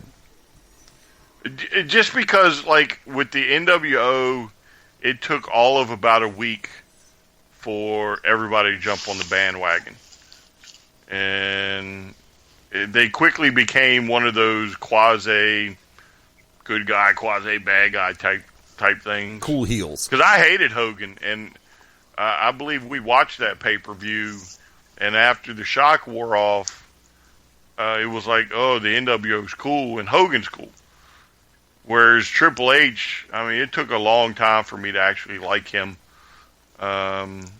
especially when he was kind of by himself, and it was, you know, I'm the best thing in this place, and he was just real conceited and arrogant. So I'd have to go Triple H personally. See, I've got to go with you on that one because, granted, the Hogan heel turn was out of left field. Nobody saw it coming. Nobody saw it coming. But after the heel turn, in my book, Hogan was right back to being campy, so to speak. He tried to come off as evil, mean, nasty, you know, or me in my teenage years, and it came across like, "Oh, brother, you gotta brush your teeth and flush with barbed wire and da da da da da." It's like, no, it's just a dark side of the same thing you've been saying all this time, and the mannerisms are still the same. Whereas Triple H was a heel. And he changed in time, you know, like as the times changed, his character changed. Yeah, I mean, remember, he was originally the snobbish blue blood from Greenwich, Connecticut, Hunter Hearst Helmsley. Then he became the Street Ruffian. Then he went on to DX. Then it's like, okay, back and forth, a little bit of this, a little bit of that. And notice how quickly that accent went to hell and stayed there. He lost that accent so fast when he became the full-scale Triple H. So, yeah, I think when he, like, after DX broke up the first go-round, after him and Michaels, kind of, I guess Michaels went out for the injury. And to me, that's where he really started to, become a really great heel. And then the jean jacket version of Triple H, I really dislike that particular character. So I think he would be a better heel than Hogan. Gentlemen. Triple H's turn when he finally went full heel and dropped Michaels and did all that. I mean, it just seemed predictable to me. Whereas Hogan's was just so out of left field. It was. Yeah, but you gotta remember, they're not talking just that specific incident. They're talking the whole run. You know what I'm saying? Yeah. And to emphasize, I think my point would be look at the WrestleMania match, Hogan and The Rock. Well, that's not a bad guy reaction, right? I mean, I think they started right as the stare off, and they were right back. And it wouldn't have mattered what Hogan did; he would have been Hulk Hogan again, and not Hollywood Hogan. I don't know. I mean, it's a good debate, but I think that overall, I think Hogan's changed business overall and brought the business to a whole new level. Whereas Triple H's was the run. I mean, increased his legacy individually, but I don't know if it really increased business or helped business grow. All right, then I'll give you. What could Hogan have been that popular of a bad guy by himself? Would be my next question. If he had gone Hollywood, would he have been that huge in even WCW? No. Because remember, in WCW, everybody hated Hogan. No. Even when he was a good guy. Would he have been that huge by himself without Hall, Nash, and the 30 other members of the NWO? Eddie says, I don't think he'd have felt comfortable making the switch. If he'd have made, I don't think he'd have gone heel by himself. I think he caught a rising star in Scott Hall and Kevin Nash and utilized that to keep himself relevant. Yeah, I think that's a valid point. I think Hogan saw the writing on the wall, and he knew that you've got these guys that are either going to take your spot, or you're gonna keep it by just playing the percentages and doing what's going to be. God, I hate to use the term, but what's going to be best for business. Right. And remember, Hogan wasn't the first choice. Right. So the company didn't really have faith in him being, a bad guy. Right. Well, you got to remember, even at that point in time, before the heel turn, his merchandise was still selling with kids. And that, a lot of the times, okay, will Ole Anderson give a rat's ass if kids are buying merch? No. 99% out of the time, no. Will Eric Bischoff care that kids are buying merch? Most of the time, yes. Does Vince McMahon care that kids are buying merch? Hell yes. Look at John freaking Cena. But I give you one more quick one before we start heading off to the radio ranch. Considering he just picked up number 16, his 16th WWE championship. Here's the debate you're not ready for. Who is the better champion? John Cena or Bruno Sammartino? Rob, you're up first. Damn. Who is a better champion? Who was the better champion? John Cena or Bruno Sammartino? Y'all thought I was going to say Flair. Swerve. I think I'd have to say Bruno. You know, because if you think staying power and being able to get over in the days that there was no media, like the very little media, it'd have to be, you know, Bruno Sammartino. Brian? I would have to agree. I just don't think Cena would have lasted against some of Bruno's opponents. And he definitely couldn't have been John Cena back in that era. So I think that takes a lot from Cena. You know, if Cena can't be Cena, then what is he really? You know, a good wrestler, but Cena being Cena makes him a great wrestler. Whereas Bruno was just all around great wrestler. And he held that title for what, a decade or something? Pretty much. Yeah. Yeah. Stan? When you look at overall, I mean, I think you'd have to say Bruno, just as I mean, for the length of time, for the magnitude of his run, and for the legacy that he had just after he retired that nobody could really come close to. Yeah, you have to give the nod to Bruno there. Well, I think Bruno, too, like on a nightly basis, fought main event caliber matches. Mm-hmm. Like, for 10 years, you know, every night was a main event caliber match. Whereas, to me, Cena didn't really start that until that U.S. Open challenge. Right. And it hasn't been done since. Right. You know, as soon as they stop the Open challenge, now we have the same thing. The champ comes out, talks about it, but doesn't defend it. Because, you know, they don't defend it on house shows. It's not like this is for the world title. You know, it's blah, blah, blah. Right. And do me a favor, I'm going to steal it for one more short second. And by the way, for the record, yes, I do believe Bruno Sammartino is the better champion of the two. No disrespect to John Cena for everything that he does behind the scenes, especially with Make-A-Wish. 16 championships with the same company is a beautiful accomplishment. But by the same token, the fact that they had the faith in Bruno to keep the belt on him for that period of time to begin with, much less give him a second extended run, that just shows me that they had that much more faith in Bruno because you didn't have to keep jumping the belt around. And there's a difference, and I say this one more time only for right now, at least for this week. There is a difference between a person winning the same company's belt 16 times and a person representing a brand through multiple organizations on more than one occasion. Flair is still the man. I don't know if you've seen it or not, and I didn't know if you spoke about it or not earlier this evening, but a good friend of the Beyond Ringside family, a gentleman I've had opportunity to sit down, meet, interview on more than one occasion. Stan, I know you have too. Brian and Rob, I'm not sure if y'all have or not. But Ivan Koloff. Right now, there is a GoFundMe account that was started by his daughter, Rachel Marley.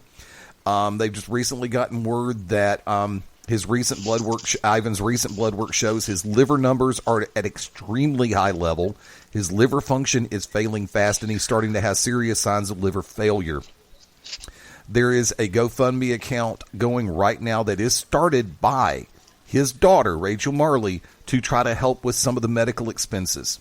Now, I have not had a chance to donate yet. I plan on doing that tomorrow morning, especially when I know my deposit is cleared. But, folks, it's rare when I get on here and back a GoFundMe. I've got friends who do it. I do it quietly, but this is one of the few times that I will genuinely put out the word.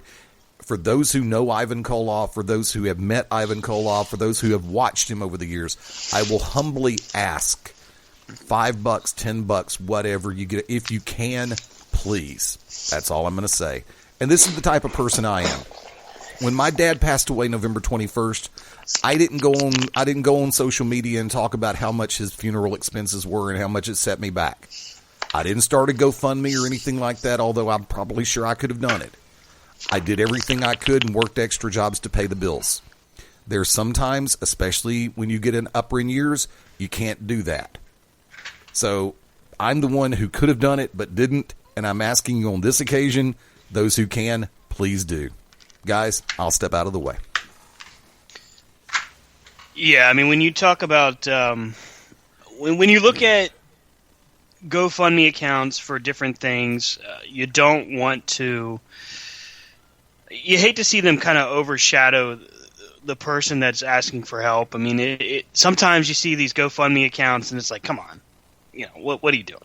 And then you see something like this, which it's a big deal. It's valid, and it's a person that doesn't normally, at any other point in time that I'm aware of, ask for help. So I have to echo Eddie's sentiments. If you have an opportunity to help out, then certainly do so, because I think that's tremendous. It's understandable. I mean, everybody has their own financial issues going on. If you can't, put some prayers out there, some well wishes. I'm sure that's appreciated as well. But hey, if you can donate, if you can help out, I'd encourage you to do so. Let's see. Next week, Elimination Chamber. As we head to the, as Eddie puts it, the Radio Ranch, we'll go ahead and just do our predictions for the main event. As it stands right now, 6 men will walk into the chamber in an attempt to leave with the WWE World Championship. AJ Styles, John Cena, Bray Wyatt, The Miz, Baron Corbin. Who am I missing? Dean Ambrose. Brian, who do you think comes out of this as champion? Either. I would have to say either AJ. Well, I'll just stick with AJ.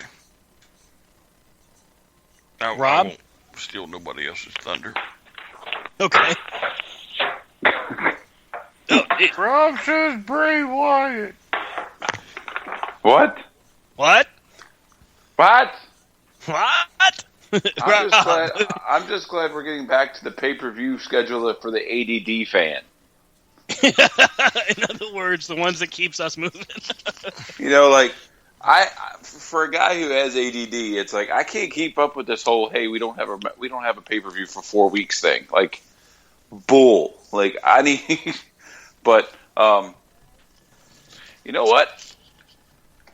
It's who AJ, John Cena, Bray Wyatt, Baron Corbin, and Dean Ambrose, right? No, there's another one. Isn't Randy in it? It's Cena, AJ, Bray Wyatt, Baron Corbin, The Miz, Dean Ambrose. Oh, The Miz, there's it. Or no, Corbin's not in it. It is Randy Orton. Orton is in it, I think. Damn it. No, Baron Corbin's in it. Yeah. Yeah, Corbin's in it. Mm-hmm. Corbin. Well, I'm going to go on a limb, like Brian said. I'm going for Bray Wyatt because he's the one that sticks out like a sore thumb. Like, he hasn't been in any main event, like, push or storyline, and now all of a sudden he's getting a title shot. Either that or he's going to be the Sami Zayn of the group and get eliminated first. Ouch. I say Bray Wyatt with an outside chance of Baron Corbin, but that ain't going to happen. Well, remember, Corbin did eliminate Braun Strowman. So, that's be my answer. I think with the what would you like, Stan? The Miz. Go, Stan. Stan wants The Miz. Stan, give us your pick, Stan. Come on. Stan says Randy Orton. Cam Newton's not in it. the Rumble. Stan's going, I'm a Roman Reigns fan, damn it. He's going to switch brands and win the Elimination Chamber. Oh, shut up, Rob. Don't you do it. Way to go, Rob. Don't you put that on us, Ricky Bobby. Rob, if it happens, I'll give you $1. Good, because that $1 will buy me whatever I get banned from this show, so I can't ever be back on. Except Stan can sit there like that. Stan sits at night with his little Roman Reigns t-shirt like that guy on Billy Madison with the lipstick in the basement. Oh, come on. He puts on his little arm pads, and he's like, ooh, Why, Rob? Why? I'm going to say, I actually am going to agree with Rob. I'm going to say Bray Wyatt. And I think that the matchup for the title at WrestleMania is going to be Randy Orton and Bray Wyatt.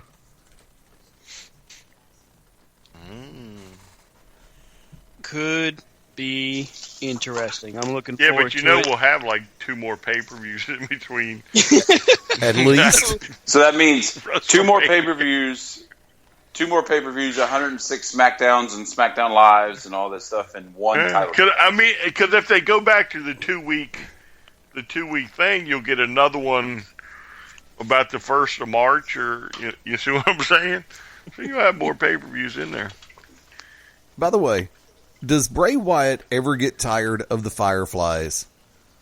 No. Of course not. Do you think he actually? Do you think he? It's like quietly. You think he's just beaming on the inside when he walks out of the Alamo Dome and over 30,000 phones out of 52,000 phones are lit?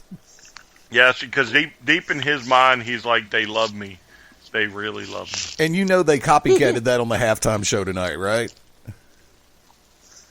Really? Oh, yeah. No, I didn't know that. Okay, I actually went back, and here's the thing. I said that I was not going to watch the halftime show because I knew that somehow, somewhere, Lady Gaga was going to find a way to make it somewhat political and do some kind of something really extraordinarily stupid.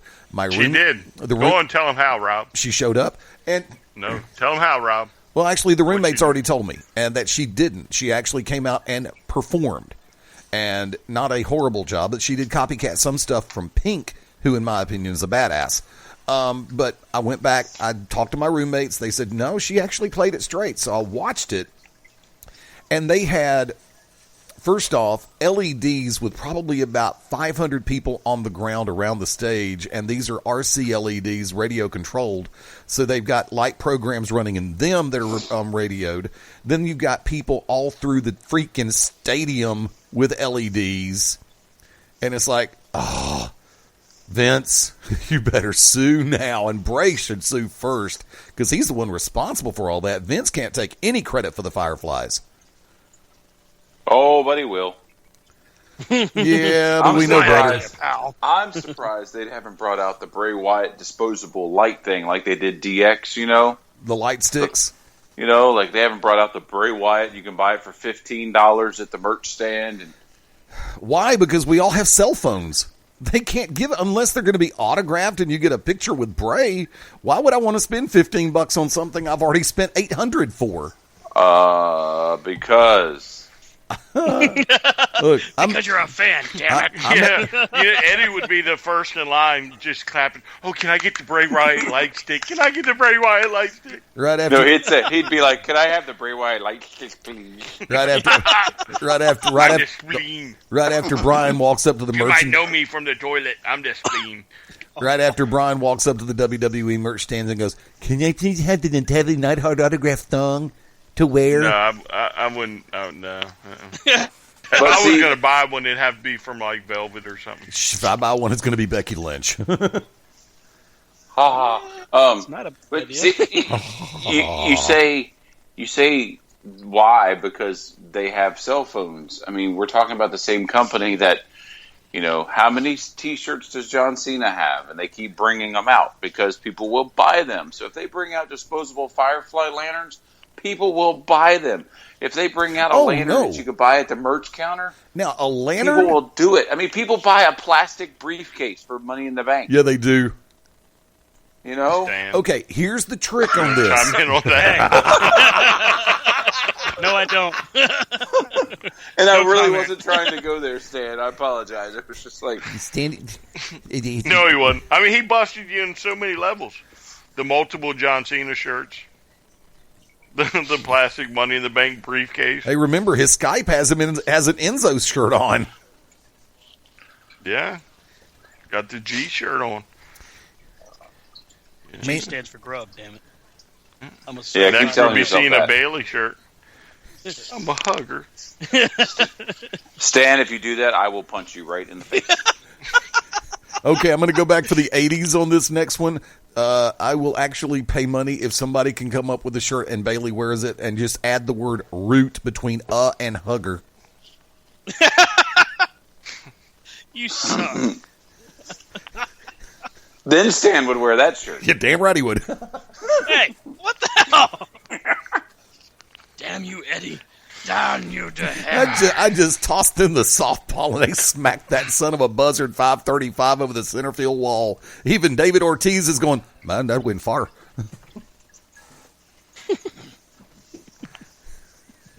But burn.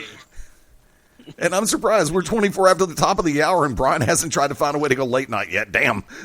Nah, I got to get off of here. Stan, take it home. Folks, you can catch us on Facebook at Corner to Corner Radio Show, C2C Radio Show on Twitter, Corner to Corner Wrestling.com, Corner to Corner Radio at gmail.com, of course. Is Brian whispering in your ear? Sweet nothings. And Rob can be found on Twitter at the glorious one, Rob Hefner. Or glorious one, Rob Hefner. Brian can be found at nothing snazzy like that. STRCP21. There you go. This is how he rolls. Stan from Krypton over here. And, of course, on Instagram, you can catch up with the show at Corner to Corner. We'll see you next week for the Elimination Chamber. We'll see whose prediction is right, as well as many other things. Catch us next week on the Beyond Ringside Radio Network. Thanks again for listening, everyone. See ya. Peace. You're not going to do the other part? I'll do it for you. For Rob. Go, baby! I hate you. You just made the list. Brian didn't have his meds. I thought that was what he was shooting for. Close enough. I